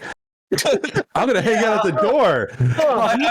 Nice. And you're like, that did nothing. Then you just gotta get beat up. Like, oh, I'm so sorry. Yeah, I should have let them get closer to Ryan. I was about to say, I'm sitting here like, okay, the wizard's gonna move way back from the entrance. Wait, what do you mean he's sticking? No, God. Oh no. All right, so the way I like to do this wizard is I like to do a post game wrap up. We only have 3 of us, so we can take some more time. We can let it cook a little bit. I like to talk about, and I love constructive criticism. I thrive on it. It's something I throve on it in the Army. If I did something wrong, I actually wanted to know that I was doing something wrong. Because I didn't want to keep doing the same thing over and over and over again and creating bad habits. So what I want to talk about is I want you to tell me the things you liked about game, some things you didn't like about game, that you might, maybe they didn't resonate with you as much as the other stuff. And don't feel bad. There's nothing petty. It's something that you didn't like, and I will work on fixing it if I agree with you. I might not agree with you and be like, yeah, whatever. I'll keep doing it. But at least it's something I'll consider, and I'll probably change. So there's what you liked, what you didn't like, your favorite scene of the night, your favorite role play, and what you kind of want to see moving forward. Now that we've had 2 full sessions under our belt. Because my plan is to keep this, is to draw this out as long as everybody wants, and bring players in as people who keep interest. We have a new player joining us very soon. I can't wait to bring her in. It's going to be awesome. So my goal is to have a long-running campaign to give you guys something to look forward to on Mondays. So I want to know, what's not working for you. All right. Getting beat to shit. So I'm going to start today first. What I loved about game was actually just getting it going. Just being here. No internet issues. Having a high production quality. No one said they couldn't hear us tonight. Everything went well. I just still don't like the ad schedule. Got to fix that. This twice an hour, 1 minute, 30 seconds is too much. I don't know what to do. I don't know how to set it to get it right besides telling people to sub, which is okay too, I guess. But I don't want to do that. I don't want that to be the thing. The options are shit either way. Thank you, Hessian. The look of this is amazing. Whoever set this up, Nerdwire, did you set this up? Yeah, it looks really good. This is amazing looking setup. Dude, I need to talk to you about mine because goddamn. Yeah, now we're in an ad, which is hilarious. So, I'll finish. We'll just bullshit until the ad's over, and then we'll go because it'll be the last ad of the night. Fucking ads. Oh God! But I'll be behind the curtain. When you're running these ads at this schedule, I get paid more than Bezos does for them. I get paid 55% of the ad, and they get paid 45%. Well, that's good. If that matters, Yeah. Which, by the way, I'm so sorry for dragging you guys into a bad combat. I'm sorry. No, you're fine. I thought it was great. I'm just thinking that's what Ryan would have done. I had no idea of how that was going to play out to begin with, and so that's why I was kind of being like, but the thing is, like, the most difficult thing about it, not to step on you, Salvatore, is it's really freaking hard to be in a mystery when you're in the theater of the mind, when it's like, hey God, what do I see? Yeah. What's around me right now? I'm kind of blind. Yeah, I mean, look, and we'll do Nerdwire.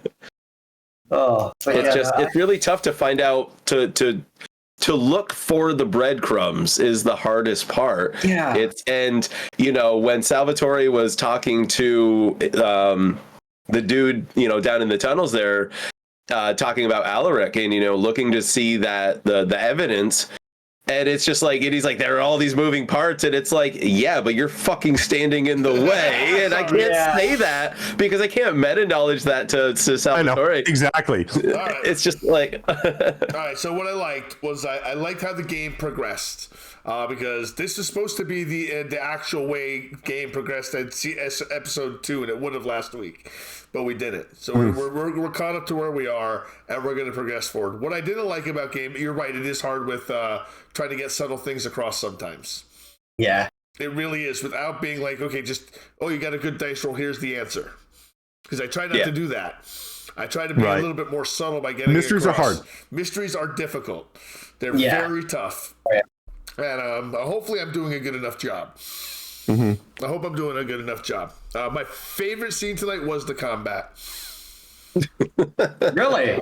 Yeah, because you got to beat the crap out of the smartass. There you go. But the way combat works, and it's much more narrative. It's not like D&D where it's you versus the dungeon master. We're still telling a mutual story together.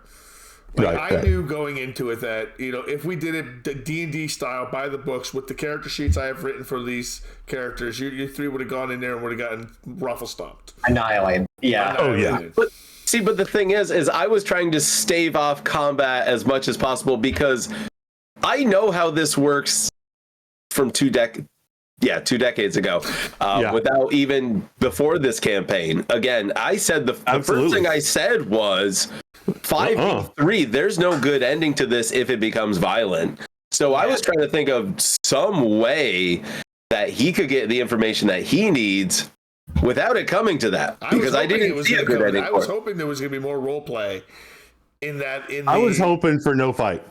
That's what I was hoping for. When you guys decided to go back, I know I told you to be speed bumps. I know the NPCs were urging that because they were trying to buy time for Vinter to get there. See, we could have just watched too. You could have just watched. It's kind of like the Magneto thing all over again. Like, Ryan is new to this whole thing. And Subtlety and you really need to get in contact with each other. Like, I'll hook you guys up. Ryan's really nobody's really told him how any of this shit works, so he's just trying to. Oh. All right, but now we are released going forward because we're no longer in media res. We can actually do downtimes where you can learn these things now. And you can pop into my chat. You can learn things from your mentors. We were out of the the time freeze that we were kind of in, and now we can develop and breathe and cook and do things like that. So going forward, we'll have all that, and you can compete with my werewolf players for downtime time because they're greedy bitches. You guys are going to be greedy bitches. I love it. Needy baby, greedy babies, just as Hofstadter's mother would say. Yeah, I fill Ryan in on the whole masquerade and the politics of this shit and the area and like the extended, overarching politics tree and all that stuff. And I'm going to post stuff like that in the server. Don't worry, viewers. I'm not asking anyone to join the server. It's just for the cast, my players. So we're not just clogging up one group text over and over and over and over again and over and again. So what we're going to do is I'm going to start with Salvatore Ricci tonight, Retired Lever Bravo. Right. What you liked, what you didn't, your favorite scene, your favorite role play, and what you want to see kind of going forward.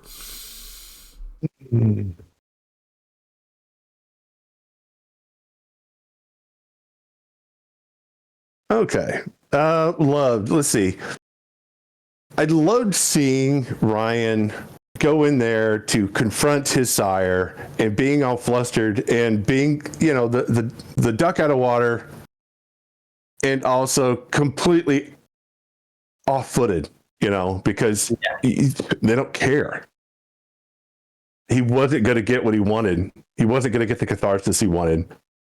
And it was played out very well because you could definitely tell that Gallagher, not Bishop, but Gallagher, he was doing a great job of playing. The frustration is just like, "Rrr!" And it was such a daddy issue moment. It was so well done.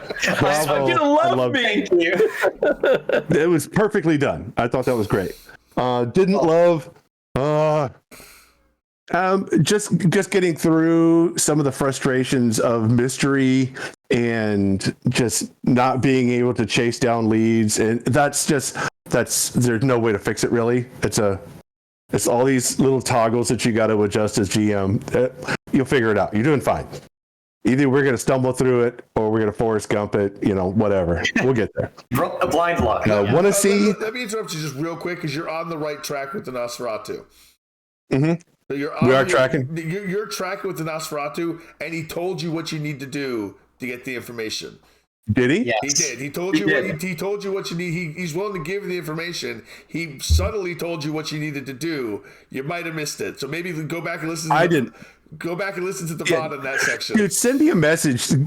I'm dumb. Give me. He told you the currency he deals in. He said he likes secrets. Yes. Yeah, he's a Nosferatu. I like secrets, but I'm trying to persuade him that it says, it's not for me. It's for all of us. It's not for me. He told you what he wants to get what you want. So yeah, but he didn't tell me what he wanted. So I can't do it. He wants a secret. He wants a secret. You know a big secret now. You know someone's sire. Yeah. Cool. Got that. Yep. Okay, now continue. What you want to see going forward? Going forward, more of the role play, more of the angst. We've got two youngsters here. Well, I say youngsters. One very, very young rich boy who is just babe in the woods.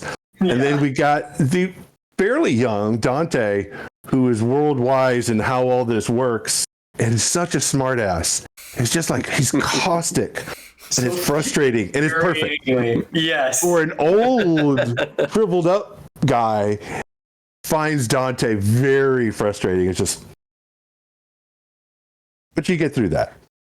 I love the interplay between the three and trying to interact with the others. I love that. I want to see more and more of us interacting amongst each other, trying to explain how things work. And he worked playing Dante. You're going like, yeah, here's the Reader's Digest condensed version of anything Salvatore says. Here, let's cut to the chase. And Ryan being frustrated. This makes no sense. All of that. I want more of that. It is a really interesting dynamic. Yeah. And that's really what I want to see going forward. Very cool. All right, so that leads us over to Keyword Savior. Why don't you give me the 411 on what you like, didn't like, favorite scene, favorite role play, and what you want to see going forward? Yes. Well, I got to echo that, and exactly what you said too. I love the role play and the interplay. And it might sound counterintuitive. I really liked the combat too. Mm-hmm. It just didn't work out. Yeah. Just as much as I liked the using the occult to move things forward, which I guess the thing I didn't like, but it's to be expected. From a storyteller. Did you die? Did you die? No, that's just it, Nerdwire. I didn't, and I'm stronger for it. I have more experience than I had before, knowing what it feels like to have your nose crushed under a chain. But I guess the thing that I didn't like was the, and again, it's part of the storytelling, is kind of having to wait for things to happen. Being at Juliet's garage and having to wait for the La Sombra, being at the lodge, and granted, we could have waited and seen how things developed before we interjected ourselves. That's so fun. I mean, now Ryan definitely has strong feelings, and that's probably why he acted as rashly as he has previously. Being that things did happen the way they did, and I guess I say I didn't like that, but I also I did like the narrative structure with the way it was carried out in both instances, and being trapped in the garage and then being in the encounter at the lodge. It's it was handled masterfully. The dice didn't like me, and my dice pool is not suited to combat with other kindred, but that's what we hope to survive each night and grow from. So there is definitely a thing with investigations, having run these many times. It's hard to adjust to the point where you're giving the players lots of information and not a lot of time, or plenty of time and not a lot of information, and you kind of figure that out. And either way, you've got players who are just waiting for something to chew on. They're like, give me a direction, give me a direction, give me a direction. Okay, you gave me a new thing, boom, we go. That's not necessarily what we want to do. So yeah.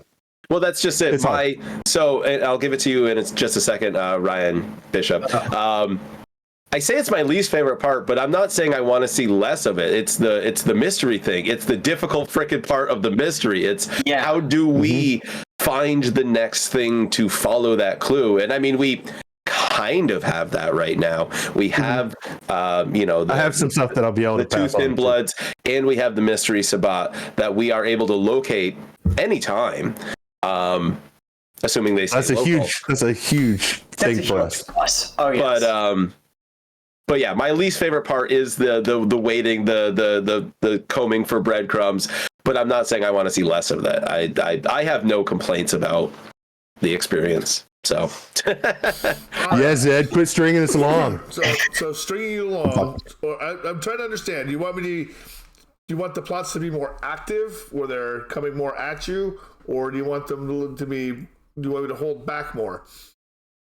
Well, no, I do. I mean, I want to make this is only our second full session. Right. So, I mean, this is us still finding our feet. We're going to move the plot. It's like any other game. We're going to pick up the pace and the way things are happening. So, yeah, no complaints. That's what I wanted to kind of spell out there. It's frustrating.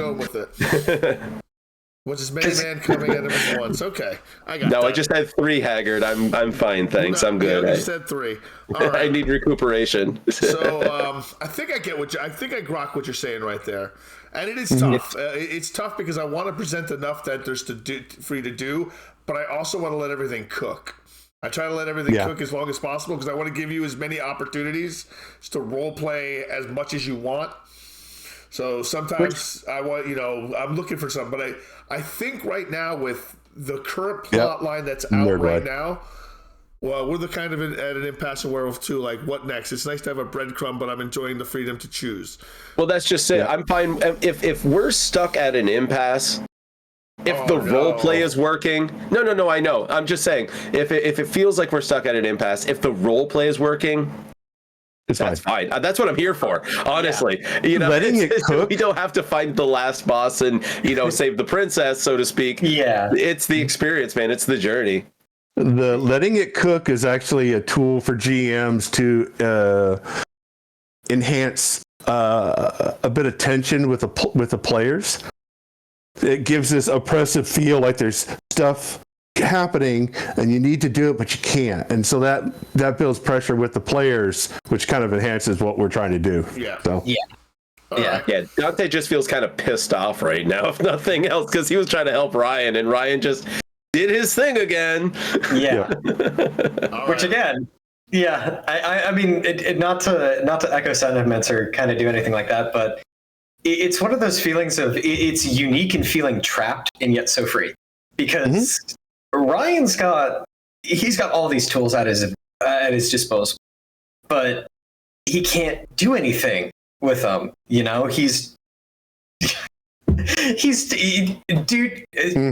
What was the guy's name? Vintar comes up and just pushes him up against a wall. Not like he can do anything about that. Dude's so much stronger. Now, next time that happens, what I want you to do is I want you to remember social combat exists. And you can tell me I want to tell them the fuck off, leave me the fuck alone, and we'll do a roll. Social combat exists. Remember that. Yep. Intimidation. Which is another thing I do keep forgetting because Ryan's kind of built on that. He's the smooth talker. But that's really your sweet spot too. You should be able to talk him off of it. Yes. And it's something I keep forgetting where it's just like, okay, well, I'm not just the gun guy. Even though that's the direction he wants to go, he feels so mad that he has to do something. He has to lash out. He has to do this, or this. And just finding out that might as well be shooting blanks. Now, at the same time, I should also be reminding you of this stuff as well. Sometimes I do forget. I remembered in this moment now that we're talking, but in the future, remind me. Like when we're doing this, you say, "Hey, I want to engage in some social with against him because maybe you can't push him away because his potence is too high." Maybe but I can tell him, hey, to leave me alone. Exactly. DM, will it work?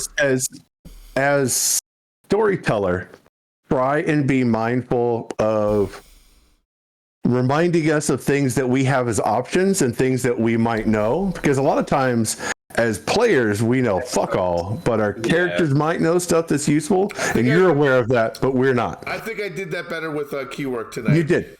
Yeah, you did it better with me as well. Well, that's like, but like you for social combats and stuff, remind us when it's like, hey, you have these options, and you know you have these options. Yeah, well, that's like Salvatore reminded me that I could heal, and I totally forgot about that. I also forgot to spend willpower to re-roll on my initial attack.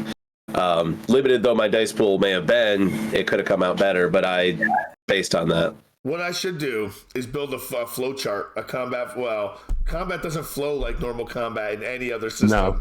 In this, there's no initiative. There's no flow chart. Like a checklist kind of thing. There's not even really. You should have a checklist of what you can do. Yeah. Like I can spend blood. When can I spend blood at the beginning of the turn? What can I spend that blood on? I don't know. We can shop around for a VTM 5e cheat sheet kind of thing. I'm sure we can. You know what? I'm pretty sure I can go to Chat GPT and ask for it, and it'll probably generate one. Probably. Yeah. But I really like your turn. This. Okay. The thing that I liked the most was, well, like I said, just feeling helpless. I mean, he this was basically kind of like the whole, okay, well, I'm finally after, like, here's the dude who did this to me, and now I want to kill him. And then he just shrugs everything Bishop, off. Just to make sure, Bishop, do you like getting tied up? I mean, are you into being, helpless and all that kind of stuff? I'm just wondering, just outside of, okay, you're cool. Just wondering. Because the thing is that it's such a good, it throws me off so much. Because again, exactly. I try to be very charismatic. And oh my God, Deadwire, shut up! I will find you. No. You did good with that scene, though. You did really well.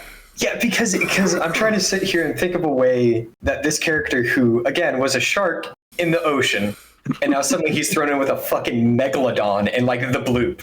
Like, how do you react to that? It makes sense in that moment. The first time that you got jacked up against a truck so hard by something that's supernaturally strong that you choke. Yeah, you know that you are a smooth social operator, but in that moment, you're speechless. Well, fuck, Yeah. It's scary. It's grasping at straws, and it's one of those situations where it's like, well, shit, now I actually really have to be creative in this moment to try and work myself out of it. That is amazing. You put me in a box, and I had to think outside of it. That is, it's nice. It's amazing. Mm-hmm. The part I didn't like, ironically, was kind of still sitting back at Dormont's house. I mean, we were going through the motions with everything else, but that seemed like, how do I put it? It kind of like, okay, we've kind of got this through. The Lasombras there, took care of it. That was that, which is good. And don't get me wrong, that was all good, but it's also like, well, shit, now we're all hungrier. Now what do we do? Now we just kind of, And being hungry and feeding is normal. Yeah. That is your cycle. The one thing, the game, unfortunately, it's not unfortunately. I think fortunately it's part of the game loop. Oh yeah, no, sorry. I guess what I'm just explaining that wrong. Now I'm choking up in real life. You're good, man. You're good. You're doing fine.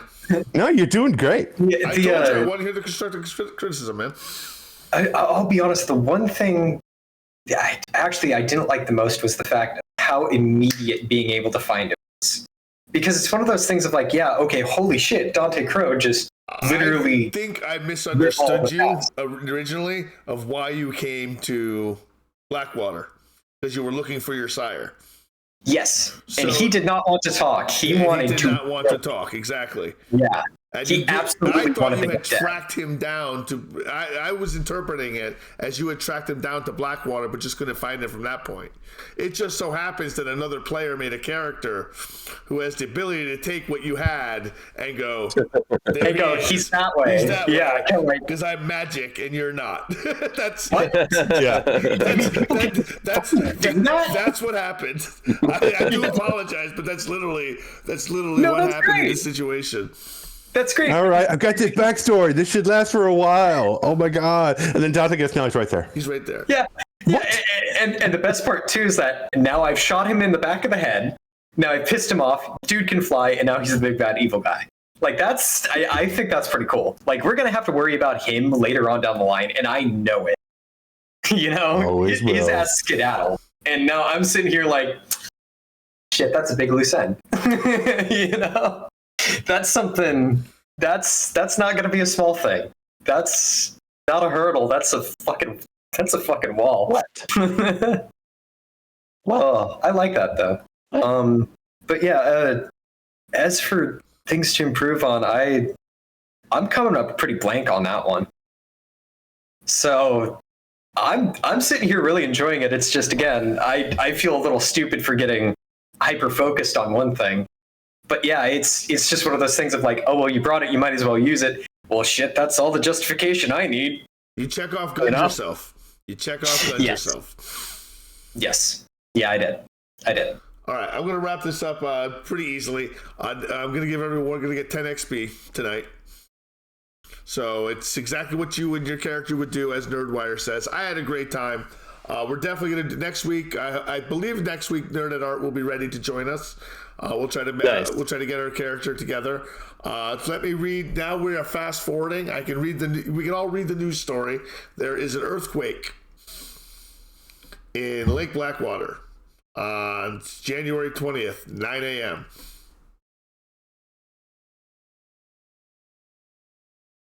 Today, 9 a.m. Nice. Sweet. Right now. Because Lake Blackwater doesn't exist. Yeah. You look confused, Keywork.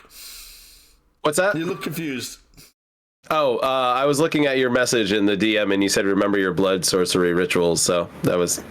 I was trying to remind you had to illuminate the trail of the. I was trying to remember. Oh, God was talking to me. Yeah, we're trying to help you out, bro. Help you out. So again, I underestimated that ability. I thought I could. I didn't know I could do it with a physical. You can do it with the physical aspect, or if you know the person, you can do it by knowing what their face looks like. Yeah. No, I'm learning. Yeah. Now you can technically lose the. He never said his name, though. He did not say his name. No, we never got a name off him. But I got a photo. I got photos of everybody. So now think about all the. There's so many clues that were out there tonight.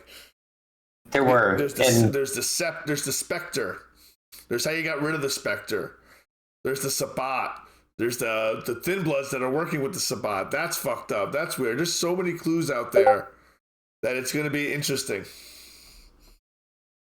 And yet the whole claim for the situation at Elysium came from